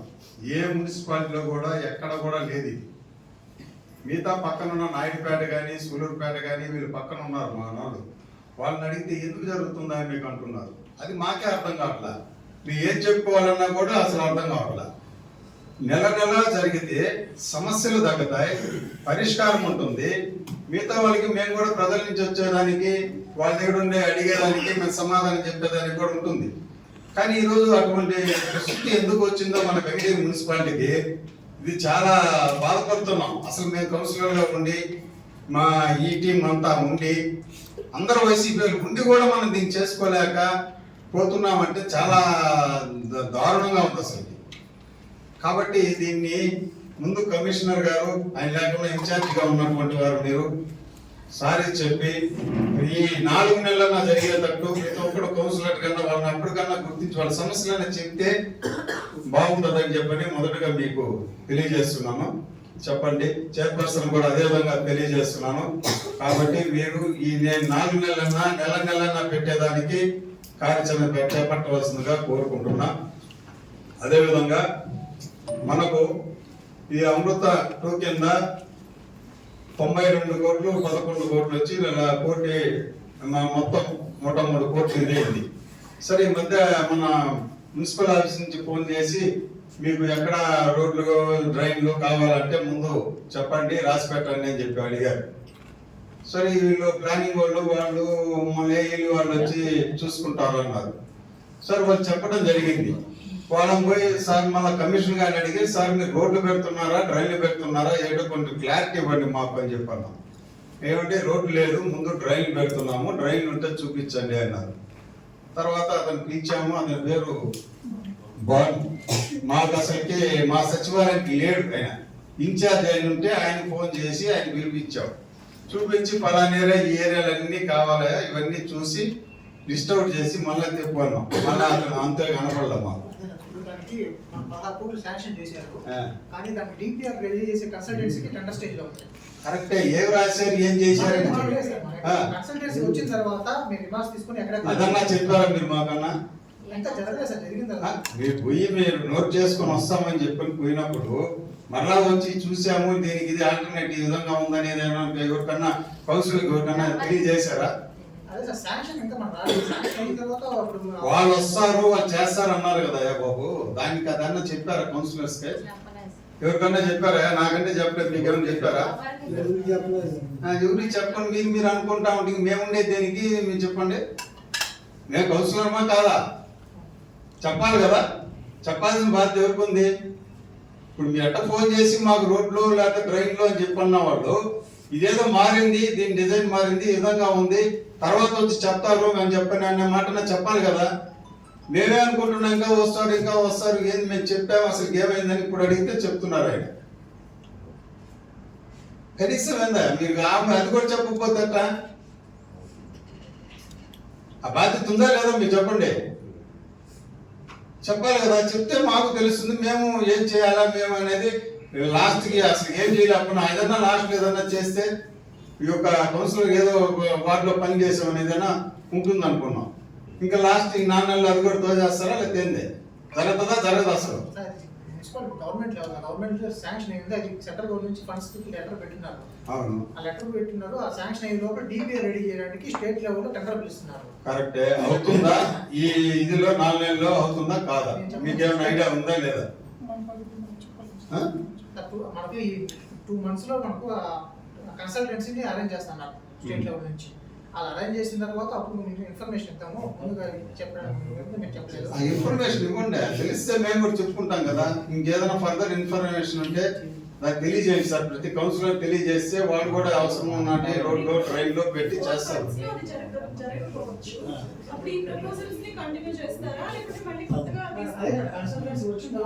ఇప్పుడు మేము అయిపోయిన తర్వాత మళ్ళీ వాళ్ళు వచ్చి మాకు ఇక్కడే కావాలి వాళ్ళు అంటారు. ఇన్స్ట్రక్షన్స్ ఉంటాయి మేడం. కన్సల్టెన్సీ వచ్చిన తర్వాత వాళ్ళకి ఏం ఇన్స్ట్రక్షన్స్ వచ్చినాయి దానికి సూట్ అయ్యే గ్రేడ్స్ మనం కౌన్సిలర్స్ గారిని అడిగి వాళ్ళకి ఇన్ఫర్మేషన్ ఇస్తాం మేడం. అప్పుడు రాసి ఇవ్వాలా లేదా మేము అసలు కనీసం చెప్పండి, వాళ్ళు చూసుకుంటారా? వాళ్ళు వచ్చిన తర్వాత మనం ఇవ్వాలి సార్. దానివల్ల పెండింగ్ పెట్టారా లేదా ఇక్కడ ఏమన్నా స్టేట్ ఇవ్వాలి సార్. స్టేట్ అందరికి ఇస్తారు, మనకు ఒకరికి కాదు. అన్ని మున్సిపాలిటీ శాంక్షన్ మనకు 16 కోట్లు, నెల్లూరు గూడూరుకి 20 crores అలా శాంక్షన్ చేస్తున్నారు. అందరికి కలిపి స్టేట్ లెవెల్లో టెండర్ పిలుస్తున్నారు కన్సల్టెన్సీ. ఆ కన్సల్టెన్సీ వాళ్ళు వచ్చిన తర్వాత వాళ్ళకి ఇన్స్ట్రక్షన్ ప్రకారం మనం డేట్స్ చూపించాలి. ఆ డేట్స్ ని వాళ్ళు రిమార్క్ పెడతారు. ఇప్పుడు 16 కోట్లు కూడా వార్డు వైజ్ ఎంత పెడతారా లేకపోతే ఎట్లా పెడతారా? దాని ఇంపార్టెన్స్ ఏమి ఇస్తారా? అసలు చైనాకి ఏమి ఇస్తారా? ఎట్లనేది కూడా తెలియదు. గైడ్లైన్స్ సార్ గైడ్లైన్స్ ప్రకారం చెప్పండి, చెప్పి అందరికి ఇన్ఫర్మేషన్ ఇవ్వండి. అందరికి ఇవ్వండి మన కౌన్సిలర్స్ అందరికి. అది కాదన్నా 1వ వార్డు నుంచి 25వ వార్డు వరకు కానీ కలిపేస్తున్నారు మొత్తం. అదే అప్పుడు అది ఏమవుతుందంటే ఏ వార్డుకి ఎక్కడ ఫండ్స్ ఇస్తున్నారు అనేది ఖచ్చితంగా తేలడం. 1వ వార్డు నుంచి 25వ వార్డు అంటే ఎట్లా ఏ వార్డుకి ఆ వార్డు డివైడ్ చేసేయమని చెప్పండి.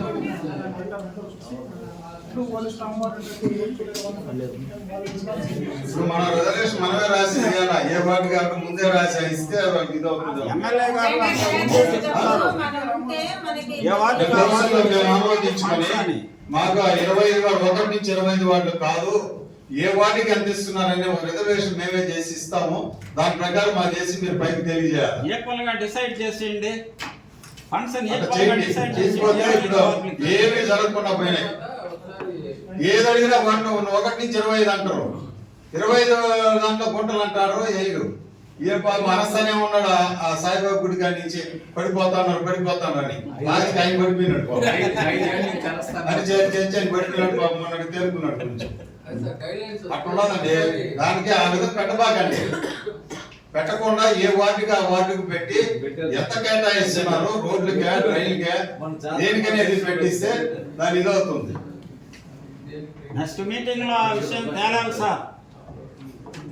నెక్స్ట్ కౌన్సిల్ మీటింగ్ లో ఎంత ఫండ్స్ ని డివైడ్ చేస్తున్నారు డిసైడ్ చేస్తున్నారు అనేది తేలాలి. మా మున్సిపాలిటీ అదే విధంగా పారిశుద్ధ్య కార్మికుల గురించి మనకు అసలు ఎంత మంది ఉన్నారు సార్? రామారావు గారు, శాంతిస్పర్ గారు 81 మంది ఆప్కాస్ సార్. ఆప్కాస్ వాళ్ళు ఇప్పుడు మా వార్డులో ఉన్న వాళ్ళు లేరు.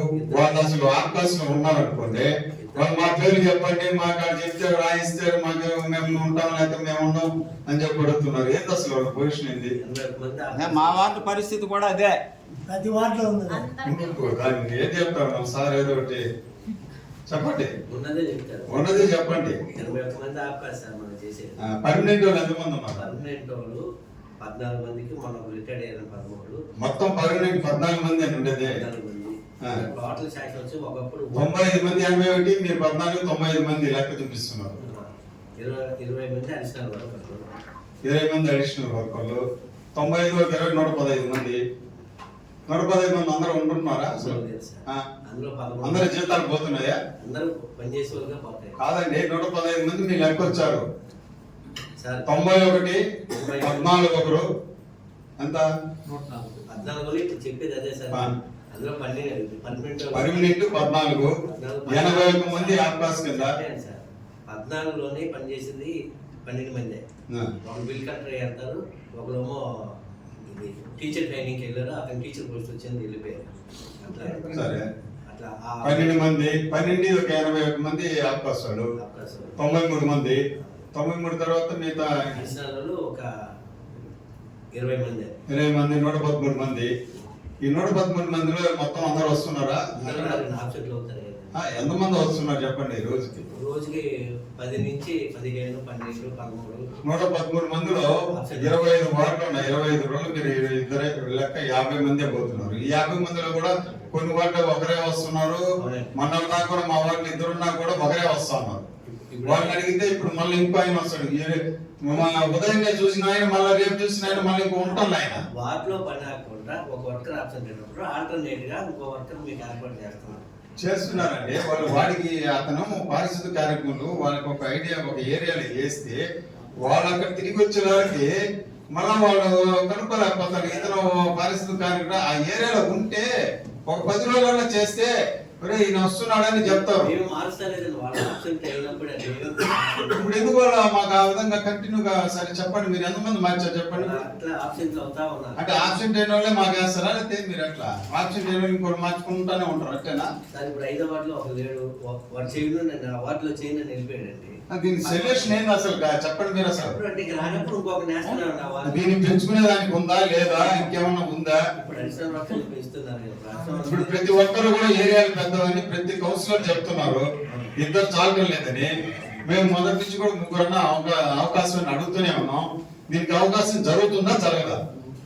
కౌన్సిల్లో తీర్మానం చేస్తారు కదా సార్, 2 మంది అడిషనల్ వర్కర్లు చెప్తున్నారుగా అన్ని వాటిలో అవునండి. ఇప్పుడు ఇన్ని పెడుతున్నారు మీరు కౌన్సిల్ మీటింగ్ లో, ఎంతసేపు ఆ బిల్లు వారి సంతకాలు మమ్మల్ని పెట్టమని చూసుకుంటున్నారు పోతున్నారు.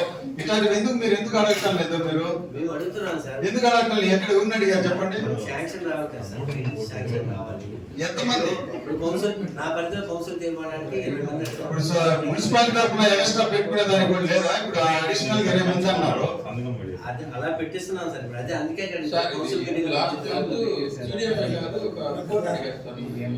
పాపులేషన్ బేస్ లో ఇంకా రిక్వైర్మెంట్ ఏమైనా ఉందా అని అడిగారు. మనం ఒక 40 పోస్ట్ కావాలని అడిగాం. ఈ శానిటేషన్ సంబంధించి ఒక 10 పోస్ట్ ఇంజనీరింగ్ కావాలని అది డెసిషన్ తీసుకోవాలి. అట్లా వచ్చినప్పుడు మనకి 4-5 అడిగారు సార్. ఇప్పుడు పారిశుద్ధ కార్మికులు 40 పోస్టులు అడిగాం. 40 అవి మనకు అక్కడి నుంచి వస్తే మనం 40 మందికి తీసుకోవచ్చు. ఎప్పుడు ఎంతకాలం అయింది సార్ జరిగింది? లాస్ట్ మంత్ 15 days అవుతుంది ప్రపోజల్. లాస్ట్ మంత్ అడిగారు. దానికన్నా కరెక్ట్ ప్రపోజల్ అనేది చేసి పంపిండి సార్. మేము వాళ్ళన్న ముందే శుభ్రం చేయించాలి అదన్న వస్తుంది మాకు. అడగగానే వెంటనే ప్రపోజల్ చేసి పంపించేసారు. మనం పాపులేషన్ 40 మంది పంపిస్తున్నాం. 40 మంది కావాలని అడిగాము. వాళ్ళు ఎంత మంది శాంక్షన్ చేస్తారనేది చూడాలి. చేయించండి సార్. అదన్నా చేస్తే కొంచెం మన వెంకటగిరి ఇదిలో పరిసర ప్రాంతాలన్నీ కూడా శుభ్రం అవుతాయి. ప్రతి ఒక్కరు కూడా ఇప్పుడు మాకు 2, 3 అని అడిగేదానికి కూడా మీకు అవకాశం ఉంటుంది కదా. దాన్ని చేయండి కొంచెం. ప్రతి మీరు కుక్కలు పట్టిస్తున్నారు, అన్ని వాటిలో పడుతున్నారా కొన్ని వాటిలో పడుతున్నారా? సార్ మొదట మెయిన్ గవర్నమెంట్ హాస్పిటల్ దగ్గర అంటే హైకోర్టు సుప్రీం కోర్టు ఇచ్చిన తీర్పు ప్రకారంగా మెయిన్ రోడ్ మీద పబ్లిక్ ప్లేసెస్లోనే గవర్నమెంట్ హాస్పిటల్ దగ్గర, పోలీస్ స్టేషన్ దగ్గర, స్కూల్స్ దగ్గర, రైల్వే స్టేషన్, బస్ స్టాండ్, ఇట్లా టెంపుల్స్ దగ్గర ఇట్లాంటి ఏరియాలో ముందు పట్టించుకున్నారండి. ఆల్రెడీ పట్టించడం జరిగిందండి. వాళ్ళు చెన్నై వెళ్ళిపోయారు, వాళ్ళు మళ్ళీ వస్తారండి. ఈ లోపల మనం కంపోస్ట్ యాడ్ దగ్గర కుక్కలకి షెల్టర్ ఏర్పాటు చేయాలి. గుళ్ళు మామూలుగా బళ్ళు ఈ హాస్పిటల్ దగ్గర మళ్ళీ వాటిలో కూడా ముఖ్యంగా పట్టించింది 2 ఏరియాలో మా తెలుస్తుంది. తూర్పు వీధి ప్లస్ రాజు వీధిలో పట్టించారు. తూర్పు వీధి, రాజా వీధి, ఉత్తర వీధి, దక్షిణ వీధి, RTC bus stand, government hospital, తర్వాత పాల కేంద్రం, అడ్డ రోడ్డు, ఆ రోడ్లోనే అట్లాగా Bangarapeta main road, teachers colony main only ఇప్పుడు మాకు ఈ ఏరియాలో కూడా ఉన్నాయి, నేతా కౌన్సిలర్లకి ప్రతి ఒక్కరి దగ్గర ఉన్నాయి, చాలా ఇబ్బంది పడుతున్నారు. వాటర్ కుప్పలు కూడా రోడ్డు మీద ఉన్నప్పుడు ఇట్లా పట్టేసాం సార్, చాలా వరకు తగ్గినాయి, ఇంకా ఉన్నాయని పడతా. కుప్పల గురించి అడుగుతానే ఉన్నారు మా వాళ్ళు. కోతులు కూడా చాలా ఇదిగా ఉన్నాయి, కోతుల గురించి కూడా ఏం లేదా? కోతులు మళ్ళీ పట్టిస్తాం. ఎప్పుడు పట్టికెళ్తారు, ఏం కదా? పెడతాం, నోటీస్ పెడతాం. పెట్టండి, పెడతామంటానే ఉన్నారు, మేము చెప్పుకుంటూనే ఉన్నాం, కాకపోతే అదే పెట్టించి దాని కార్యాచరణ రూపం దాల్చండి. ఊరినే పెట్టి మేము పెట్టి సంతకాలు పెట్టేసి మేము పోయేసి తీర్మానించేసిపోయిన తర్వాత దాన్ని చేయాల్సిన పని ఎవరు? ప్రస్తుతానికి కుక్కలు పట్టిస్తాం కదా సార్, అది అయిపోయిన తర్వాత మళ్ళీ అడ్మిషన్ మీరు చేయండి సార్, చేయకపోతే మేము పడుకుంటూ వెళ్ళేస్తాం, గ్యారెంటీ అని చెప్తాం. దానికి మీరు ఎంత బాధ్యత చేస్తే మేము కూడా బాధ్యత సహకరిస్తాం. మీరు బాధ్యత చేయకపోతే మేము కూడా ఏం చేయగలుగుతాం సార్. ఇప్పుడు మన ఆర్ఎండి గారు సార్, ఇప్పుడు మీరు ఇంత ముందు మాట్లాడే దాని విషయంలో అడిగారు, మన కాంపాల నుంచి ఆ టర్నింగ్ లో చూసారా ఎంత పోస్తే, మన జాతరకి ఏదో మీరు గ్రాఫ్ పోసారు, మళ్ళీ అది మొత్తం డ్యామేజ్ మళ్ళీ కుంగిపోయింది కదా. ఎవరన్నా రావాలంటే రాత్రిలో స్కూటర్లో కానీ ఎవరన్నా పోతే కూడా ఆ ఏరియాలో చాలా ఇబ్బందిగా ఉంది. అదే కాకుండా మన మిత్రులు ఈ మధ్య కూడా వీడియో మన వాళ్ళు కూడా అంతా మీ వీడియో తీసుకొని పెట్టున్నారు అక్కడ కాంపౌండ్ దాటిన తర్వాత ఆ రోడ్లో నీళ్ళ గురించి, వాటర్ గురించి మొత్తం ఇక్కడి నుంచి అలా పోతే పడితే పాపం అందరూ నీళ్ళలో పడిపోతున్నారు. ఫ్యామిలీస్ పోయినా కూడా దాంట్లో మధ్యలో మళ్ళీ గుంటలు పడి ఉన్నాయి. మేము కూడా వెళ్తున్నాం ఆ దారిలో, పోతుంటే ఎక్కడ గుంటున్నాయో తెలియదు, మేము కూడా స్కిడ్ అయినాం. అంటే అట్లాంటి ఫ్యామిలీ పోయిన వాళ్ళు ఎంతమంది అక్కడ పడుతున్నారు అనేది చాలా ఇబ్బందిగా ఉంది.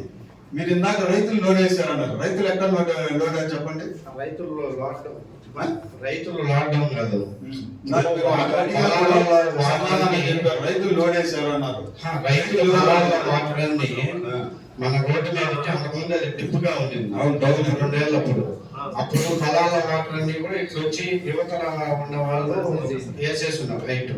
అప్పుడు మేమేం చేసామంటే కాలువ తీసి ఇక్కడ కొద్దిగా రోడ్ హైట్ లేపాం. దానివల్ల గత 2 ఏళ్లలో అటువంటి ప్రాబ్లం రాలేదు.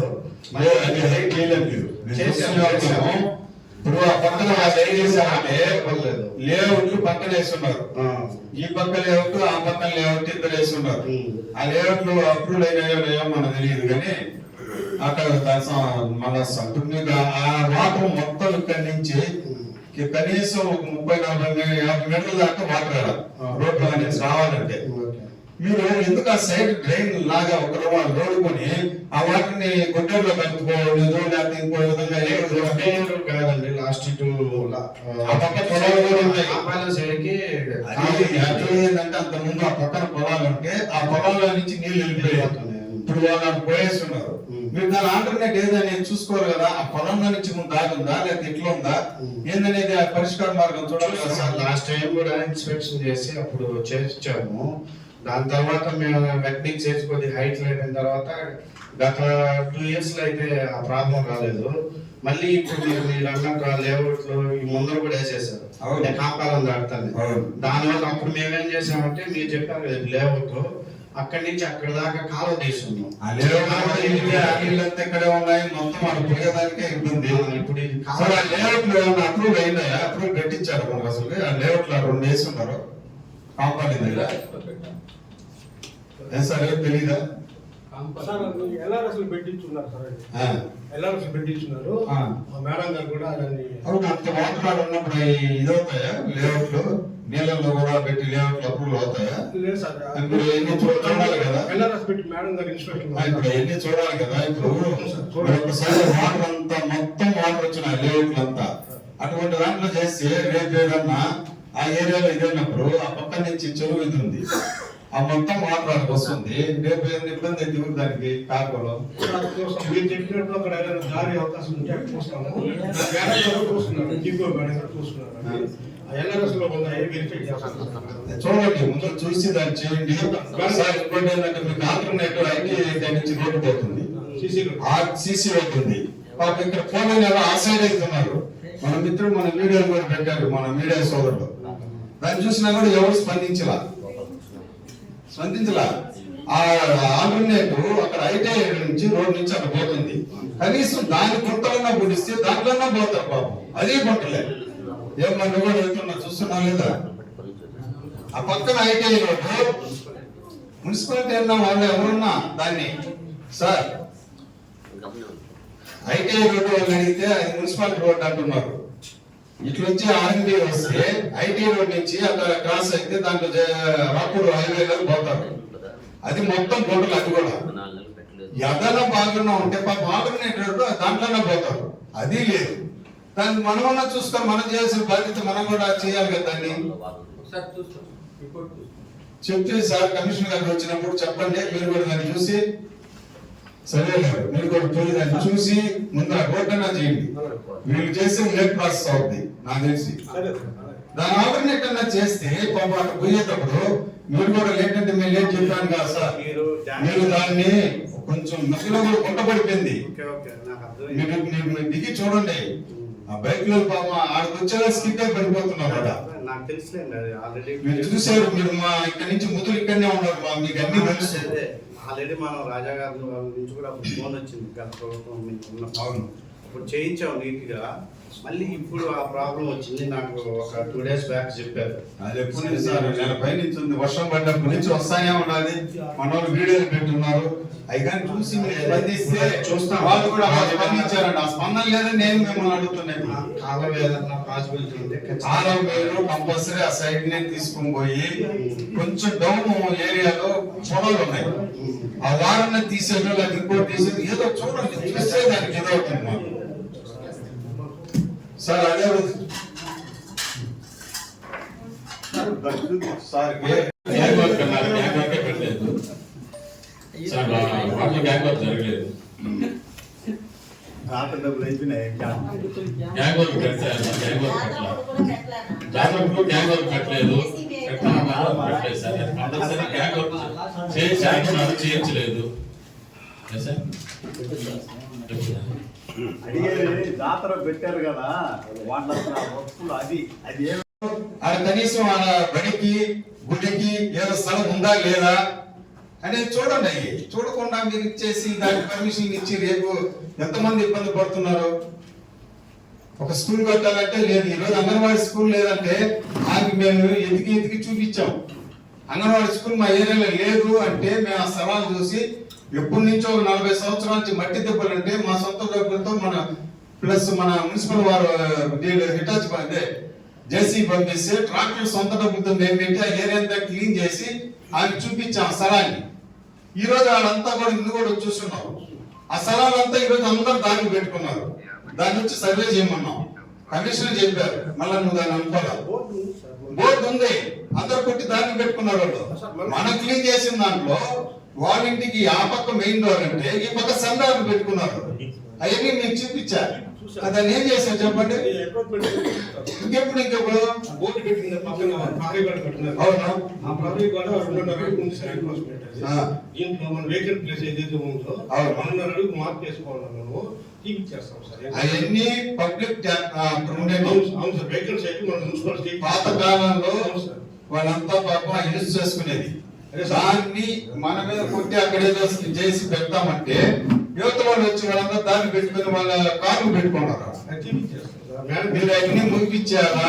ముగిపించకపోతే బాగుంటుంది. చూడండి, చూపించాను కూడా మొత్తం వాటి మీద కూడా చూపించాను. వచ్చిన తర్వాత మళ్ళీ మేము వెళ్ళాం సార్. నేను మన మా వార్డ్ సెక్రటరీ చూశాను.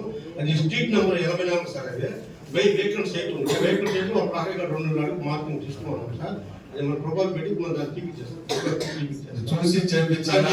కమిషనర్ గారు కూడా అలా చెప్పారు కూడా. కాబట్టి సార్ కూడా మీదే బాధ్యత. కాబట్టి అది తొందరగా చూడండి. అదే విధంగా ఇప్పుడు ఈ రోడ్ రైల్ అనేవి కానీ అవకాశం దాని కింద వచ్చే వాటి మీద తొందరగా మాకందరూ కూడా తెలియజేస్తే మేము అన్ని కూడా వాటి మీద మేము మాకు ఎక్కడ అవసరం అనేది వాళ్ళకి ఏంటంటే మాకని కాదు, ప్రజలకి ఎక్కడ ఉపయోగంగా ఉంటే రోడ్లు రైళ్లు అవసరం ఉండే వాటిలో మేము ఏరియాలో అన్ని కూడా చూపిస్తాం. దాని మీద స్పందించవలసింది కోరుతున్నాం. అదే విధంగా మిగతా వాటి మీద కూడా మన రామారావు గారు ఫార్మేషన్ అన్నారు. అది కొన్ని చెప్తానే ఉన్నారు, అది పోయిందన్నారు, మళ్ళీ ఇప్పుడు తెచ్చానన్నారు, మళ్ళీ రైతు మీద కొట్టుకుంటున్నారు కదా, బైక్ మీద అన్న కొట్టించవచ్చు కదా, ఆటో మీద లేకపోతే బైక్ మీద చాలా హెవీ సార్, బైక్ మీద ఆటో కానీ ఇంకా అధిక ఆటోలకు తీసుకోవాలి. మొదట్లో మెయిన్ రోడ్ లో కొట్టించారు సార్. మెయిన్ రోడ్లు ఎందుకు ఉంటాయంటే సైడ్ రైలు అన్ని వాటిలలో సందులు గుందుల్లో ఉంటాయి కాలువల కింద, వాటిని కొట్టిస్తే అక్కడ ఇది రాకుండా. అదే ఆటోలు కూడా 3 ఆటోలు మార్చారు, రావట్లేదు. వెనకాల మంట వస్తుంది ఇంతు పాలల్లోనే, మంట వచ్చిన బండ్లు అవుతుంది, అందులో పొగ పట్టేస్తుంది ఆటోలోనే, వాసన బాగట్లేదు. మీరు 2 ఉన్నాయన్నారు, ఒకటేదో స్పేర్ పార్ట్ 2 ఉన్నాయన్నారు. చేసాం సార్, బాగా చేసాం. అవును, 2 ఉపయోగం లేవా? లేదండి, పెద్దది ఒకటే బాగైంది, పెద్దది బాగా చేసాం. చెన్నై బాగున్నది, చిన్నది కూడా ఇంకా రేపు గుంటూరు తీసుకెళ్తాం సార్. ఇప్పుడు ఏ గంట మాట్లాడాను, గుంటూరు తీసుకెళ్లి రేపు ఎన్ని రోజులు తీసి మాకు అందరికి అన్ని వాటిలో చేయగలుగుతారు చెప్పండి మాకు.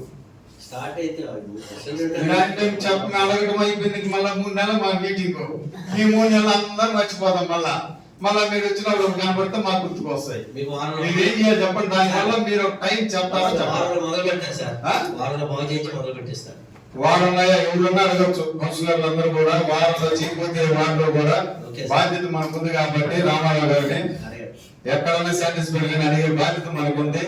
వాళ్ళు అడిగిన అడగ నేను మటుకు మిమ్మల్ని నిలదీస్తాను. వాళ్ళ గౌరవ సభ్యులు ఎవరు కూడా ప్రతి వార్డులో చెప్పి వాళ్ళు చెప్తే వాళ్ళు ఉంటారు, ఎక్కడ ఏదైనా మొత్తం చేపించుకొని పోండి.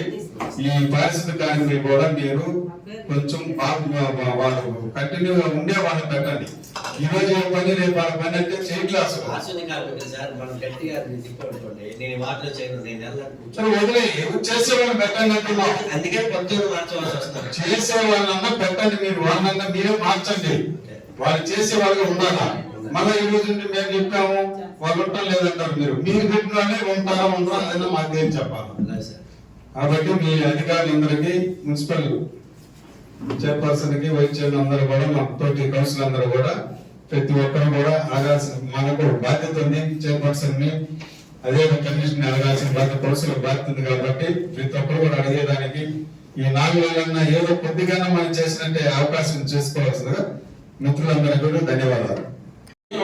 చేశారు అడగండి, గ్యాంగ్ వర్క్ ఎవరో చేశారు, ఏ కాలం జాతర కూడా ఏ గ్యాంగ్ వర్క్ చేయలేదు. జాతరకు వర్క్ కాలువలు మెయిన్ కాలువలన్నీ లాగించారు.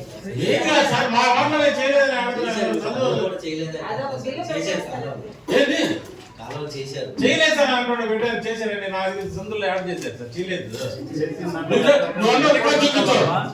చేశారు చెప్తున్నారు, ఫోటో తీసారు, పలా కాలం తీసారు, ఎవరు చెప్పావు? ఏదైనా చెప్పావు అబద్ధాలు ఎందుకు చెప్తాను సార్? చేసిన కాలం చూపించమన్నా చూపిస్తాను. ఇప్పుడు నువ్వు చేశాను అంటున్నావు, నువ్వు చేశావని చెప్తున్నావు కదా. చేశాను ఎందుకంటే చేయలేదు సార్, అలాగే మేడం చేస్తా మేడం. సార్ చేస్తుంటే రికార్డెడ్ గా ఉంటుంది కదా, చూపించు.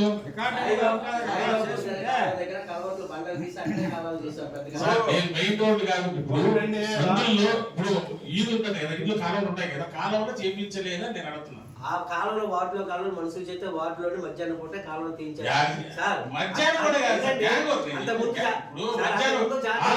వచ్చి చేసేవాడు అంత ముందు జాతరకి కౌన్సిలర్ తెలియజేసి ప్రతి వార్డులో తీశారు. ఈసారి ఎందుకు మీరు చెప్పాలి? అప్పుడు సిటీ వర్క్ ఇచ్చారు కాబట్టి అప్పుడు అన్ని వార్డులో పెట్టారు కదా, పెట్టారు కదా, చేసుకొచ్చారు. సిటీ వర్క్ 5 లక్షలు పెట్టారు కదా మన జాతరకే. ఇప్పుడు ఒకటి లిస్ట్ కాదు, మీరు కౌన్సిలర్స్ ఎందుకు ఏ వార్డు ఎక్కడ ఎందుకు చెప్పలేదు? లాస్ట్ ఇయర్ చెప్పారు కదా, చెప్పారు సార్. కాలం ఒకసారి మీరు అడిగితే నాకు ఐడెంటిఫై నాకు చెప్పలేకపోతున్నా కానీ వార్డులో కాలం కూర్చున్నాం, మీ వార్డులో కాలం తెస్తారు, మీ వార్డులో కాలం చెప్పాను సార్. చెప్పారని నేను చెప్తున్నా, చెప్పలా ఈయన కూడా చెప్పారు సార్.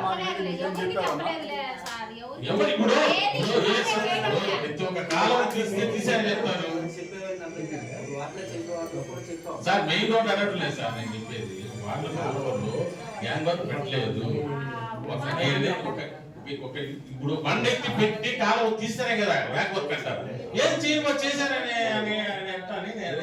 ఫోటోలు చూపిస్తారు చేయలేదన్నారు కదా, ఆ ఫోటో చేసిన కాలంలో ఎక్కడెక్కడ చేసామన్నది మీ అందరికి మళ్ళీ గవర్నమెంట్ సభ్యులందరికీ మీటింగ్ లో నీకు తెలియజేసి ఎక్కడెక్కడ చేసావు మీకు ఇంటిమేషన్ చేసావు లేదన్నది ఆ చెప్పే మేస్త్రి కూడా తీసుకొని పెడతాను చెప్తారన్నారు. అది ఇప్పుడు ఈసారి మీరు ఎప్పుడైనా చెప్తాను సార్, ఇప్పుడు ఈసారి మీటింగ్ చేయలేదంటే మీరు చేసిన పని చేయలేదంటే ఏం చేయలేదు.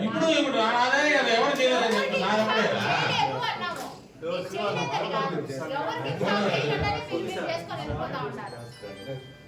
మళ్ళా కూడా ఏంటంటే కరెంటు 4,50,000 పెట్టారు. ఈ కరెంటు అసలు తీసుకొచ్చేది ఎవరు, అసలు ఏంది ఇది సమాధానం? కరెంటు విషయం ఎవరు? అవును,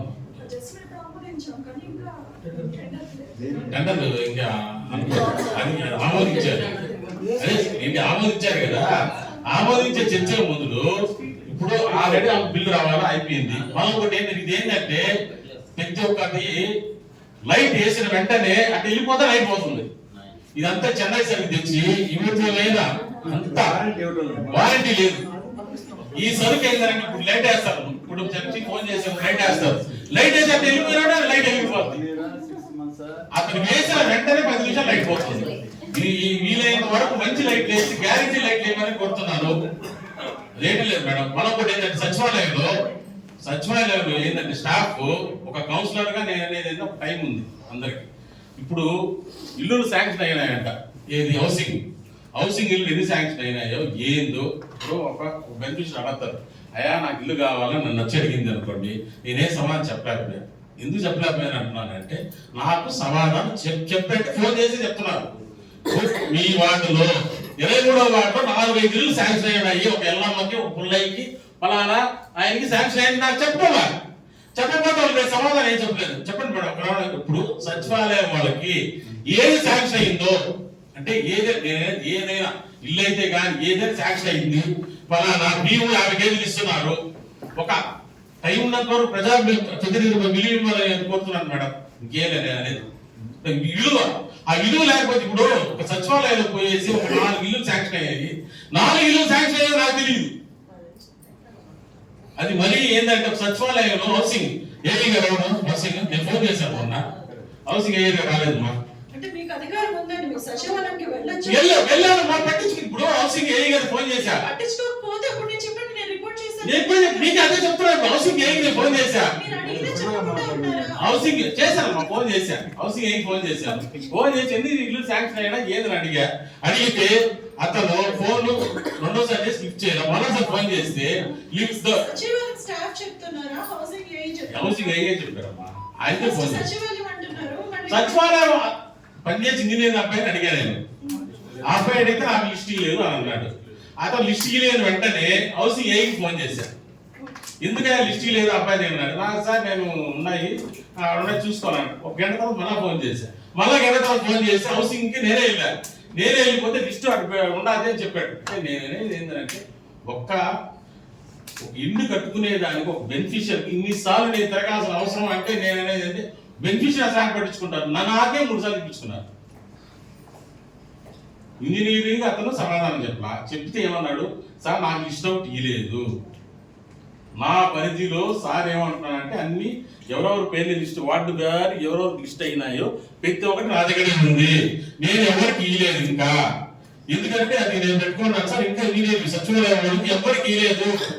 నేను ఎందుకు ఇవ్వలేదని అంటే నన్ను ఇయ్యొద్దన్నారు, ఎవరు ఇయ్యొద్దన్నారు, అది నాకు కావాలి మేడం. నేను అనేది ఒక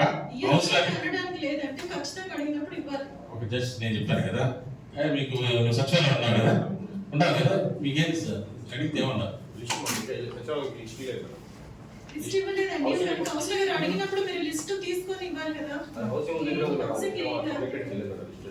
హౌసింగ్ శాంక్షన్ అయినా లిస్ట్ కూడా ఉంది. వాళ్ళ దగ్గర ఉన్నప్పుడు మీరు అందజేయాలి కదా, మీకు కౌన్సిలర్ అడిగారు లిస్ట్ కావాలి అని చెప్పినప్పుడు మీరు ఇప్పుడు అడిగినప్పుడు మనం అడిగారు, మీరు అడిగిన వీళ్ళే సమాధానం, మాకు సంబంధం లేదు, మాకు హౌసింగ్ ఓనర్ ఉంది. హౌసింగ్ ఓనర్ సచివాలయంలో ఎంప్లాయ్ అనేది హౌసింగ్ ఉంది. హౌసింగ్ అతను అడిగితే ఆయన ఇదే సమాధానం. ఉంటే మీరు కమిషనర్ కి చెప్పండి, ఇట్లా కౌన్సిలర్ గారు అడుగుతున్నారు లిస్ట్ మాకు ఇవ్వాలి, మీ కౌన్సిలర్ గారికి అందివ్వాలి అని చెప్పి కమిషనర్ కంప్లైంట్ చేసి తీసుకొని ఇవ్వండి. అయితే చెప్పాలి, ఇప్పుడు చెప్పేది అనేది కాదు. ఇప్పుడు నేననేది నేను అడిగా, వాళ్ళకి ఎత్తుకోపోయా, పలానా బంగారమ్మకి శాంక్షన్ అయింది, ఓకే నాకు చెప్పా, అన్ని బాగుంది. నేనేది ప్రతి ఒక్కరు ఇప్పుడు 5 శాంక్షన్ అయినాయి, హౌసింగ్ లో 3 లక్షలు అవుతారంట. గవర్నమెంట్ చెప్పిన ప్రకారం వదిలి ఉండాలి అని చెప్తుంది. వాళ్ళకి ఎవరో ఇప్పుడు కొంతమంది శాంక్షన్ అవ్వలేదు, అప్పుడు అప్లై చేసుకుంటారు. వాళ్ళు వస్తారు, ఇప్పుడు 10 మంది అప్లై చేస్తారు. ఇప్పుడు వచ్చి ముగ్గురికి వచ్చింది. ప్రతి ఒక్క వార్డులో కూడా 50 మంది అప్లై చేసి 4కి 5 మందికి వచ్చున్నాయమ్మా. ఇప్పుడు తెలుగు అప్లై చేసుకుంటారు కదా, అది రెస్పాన్సిబిలిటీ లేదు.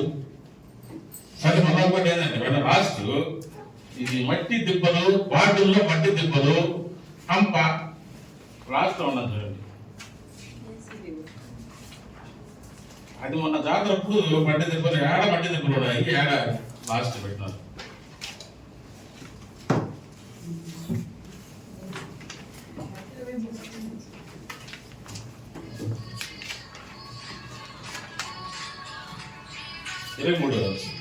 మట్టి దిబ్బలు ఏడున్నాయి, ఏడ కంపాల పొదలు పైసా జాతర చేసా.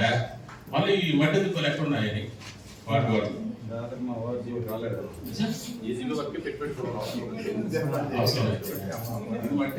మట్టి దిబ్బలు అనేది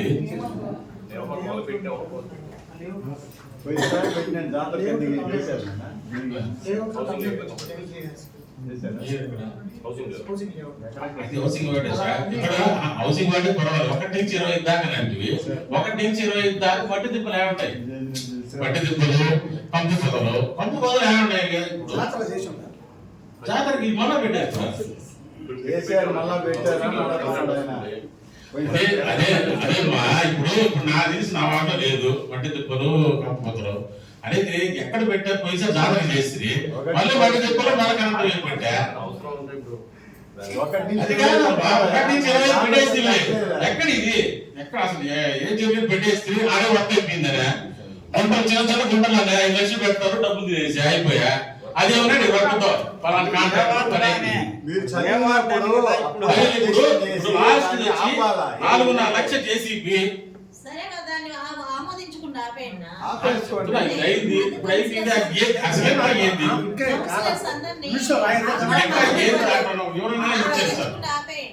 దానికి సంబంధించి మీరు లిస్ట్ అవుట్ ఏమైనా చేస్తున్నారా?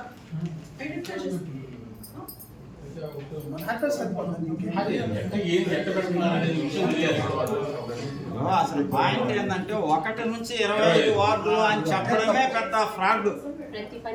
వార్డుకి ఎంత డివైడ్ అవుతుంది, ఎంత డిసైడ్ అవుతుందో ఫండ్స్ అనేది తెలియలే. దాన్ని ఆమోదించడం లేదని పెట్టేయండి. పోయినసారి మేము అందరం చెప్పాం ఏ వార్డులో ఎక్కడ ఏందనేది పెట్టమని. 1 నుంచి 25 ఊత పదం అయిపోయింది మొత్తం. 25 అంటే ఎక్కడ చేశారు, ఈ వార్డులో చేసినారని నేను అనుకుంటా, నా వార్డులో చేసినారని రాధమ్మ గారు అనుకుంటారు, లక్ష్మి గారు ఆ వార్డులో చేసినారు, తెలియదు మనం.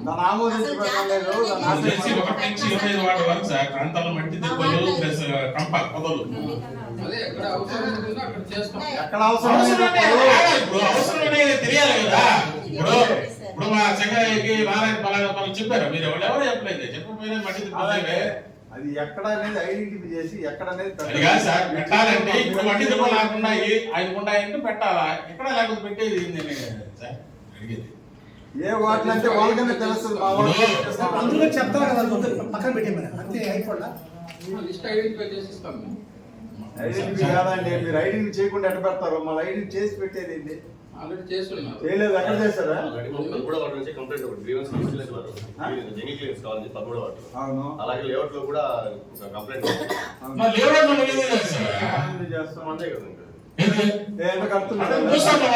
అందరూ క్లీన్ చేసుకుంటా పోవాలి.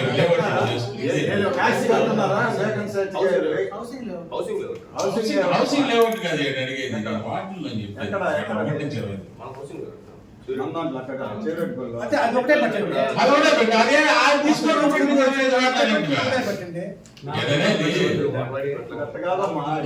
అవసరం ఉందో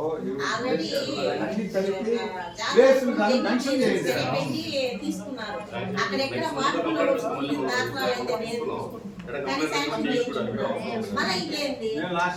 లాస్ట్ జాతర కూడా పిలిస్తే రాదు అసలు మా ఏరియాకి జేసీబీ.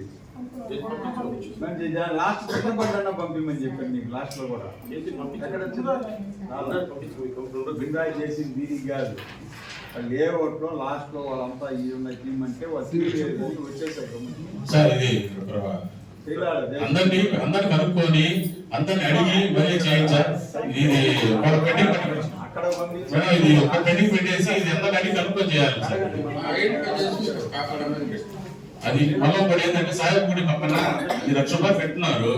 వీలైనంత కనీసం నేను వచ్చినప్పుడే చెప్తాను కౌన్సిల్ లో, ఇప్పుడు దాకా ఏం చేయలేదమ్మా. కంపల్సరీ ఎవరి దగ్గర చేపిస్తున్నారు ఏదైనా చదవని చెప్పండి సార్. సరే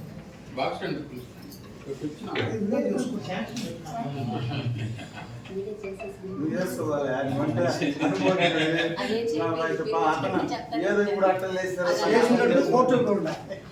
మా ఆయన చేసుకోమంటాడా చిన్నదే కదా నేను చెప్పా నువ్వు కూడా చెడిపోవాలి సార్. మళ్ళీ ఒకటి ఏంటంటే కుక్కలు సార్, కుక్కలు కోతులు ఎక్కువ. మళ్ళీ కుక్కలు కూడా ఏంటంటే ఇటీవల అంత రిచెస్ ఏరియాలను పట్టారు. అంటే రిచ్ ఏరియా అనమాట, టీచర్స్ కాలనీ మంచి రిచెస్ ఏరియాలో పట్టారే కానీ పేదలు ఉండే వాళ్ళతో పట్టలేదు సార్ కుక్కలు.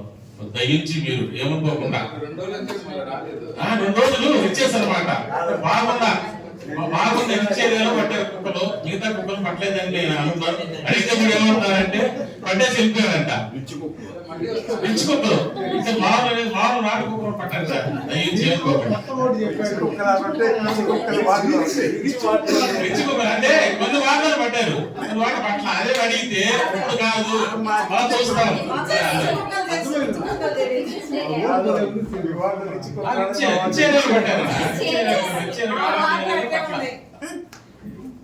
ముందుగా ఇంకోటి పుస్తకంలో అందరు పనులు కడుతున్నా కాలం లేవని అడుగుతారు మేడం. దీనికి వచ్చేసి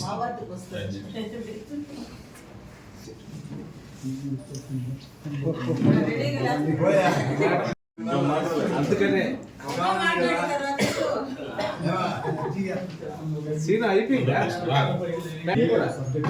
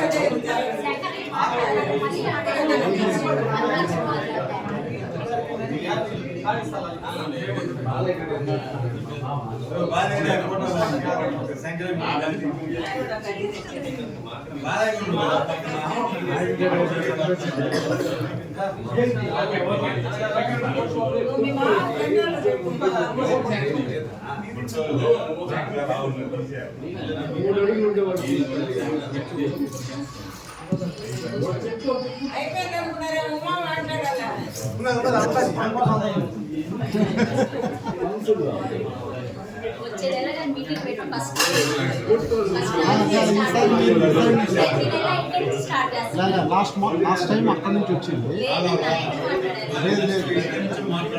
లాస్ట్ టైం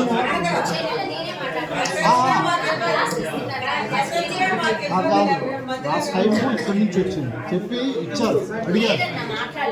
ఈ నెల ఇట్లా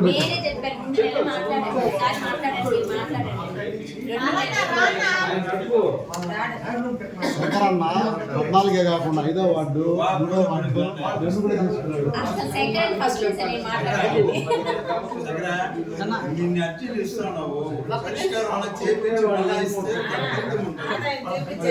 పరిష్కారం కాదు గురువు గారు. 3 నెలలకు మర్చిపోతుంది. కమిషనర్ ఉన్నాడు, ఒక లైన్ వచ్చింది. ఇప్పుడు కమిషనర్ మంచి లైన్ వచ్చింది. ఇప్పుడు ఆయన మార్చేస్తున్నాడు, కొత్త ఆయన వస్తున్నాడు. మళ్ళీ 2 వచ్చి ముగ్గులు ఎత్తుకున్నట్టే. అప్పుడు మనం ఉండాలి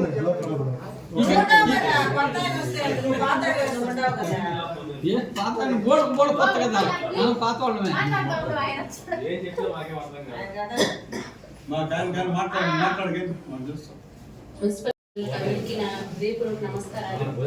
మా వార్డులో లైట్ వెలగట్లేదు. ఇప్పుడు వచ్చేది పండగ సీజన్. మా వార్డులో వెల్లంపాలెంలో ప్రతి వీధిలో గవర్నమెంట్ పెడతారు మేడం. అక్కడ ఎక్కడ అంతా పరిశీలించి ఎక్కడ లైట్ వెలగట్లేదు, అది కూడా కొత్త లైట్లు వేసే ఏర్పాటు చేయాలి మేడం. వేయడం పోవడం లైట్లు 2 రోజులే వెళ్తున్నాయి. ఆ లైట్లు వేస్తే కొన్ని రోజులన్నీ వెలిగేటట్లు వేయాలనుకుంటున్నాను. అలాగే కుక్కల కన్నా కూడా కోతులు ఎక్కువగా ఉన్నాయి మా వార్డులో. ప్రతి వార్డులో ఉంది అది మీరు ఫస్ట్ కుక్కలు అయిపోయిన తర్వాత కోతులు పట్టి ఏర్పాటు చేయాలని కోరుకుంటున్నాను సార్. అలాగే ఫాగింగ్ అస్సలు 2 సంవత్సరాలు అయింది మా వార్డు ఫాగింగ్ చేసి. మీరు వార్డ్ వైజ్ చేపిస్తున్నామని చెప్పారు కానీ మళ్ళీ ఎప్పుడు ఆపేశారో అసలు ఎప్పుడు స్టార్ట్ చేశారో కూడా మాకు తెలియదు. అది మా వార్డు 2 సంవత్సరాలు అయింది. గ్యాంగ్ వర్క్ పెట్టి 3 మీటింగ్లు చెప్తున్నాను మేడం. నేను ఫాగింగ్ చేయించమని వార్డ్ వైజ్ వస్తాం అని చెప్తున్నారే కానీ మా వార్డులో అసలు చేయలేదు ఫాగింగ్. 2 years అయింది. అది మళ్ళా వేరే ఆటో తీసుకుంటారు. అది గ్యాంగ్ వర్క్ పెట్టించమని 3 మీటింగ్ అసలు ఏం గ్యాంగ్ వర్క్ కూడా పెట్టించట్లేదు మేడం. ప్రతి వార్డ్ లో గ్యాంగ్ వర్క్ పెట్టించాలి కదా.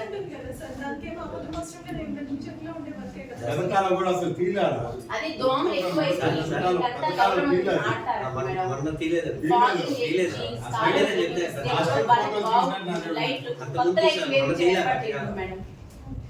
కొత్త లైట్ వేయండి ఫస్ట్.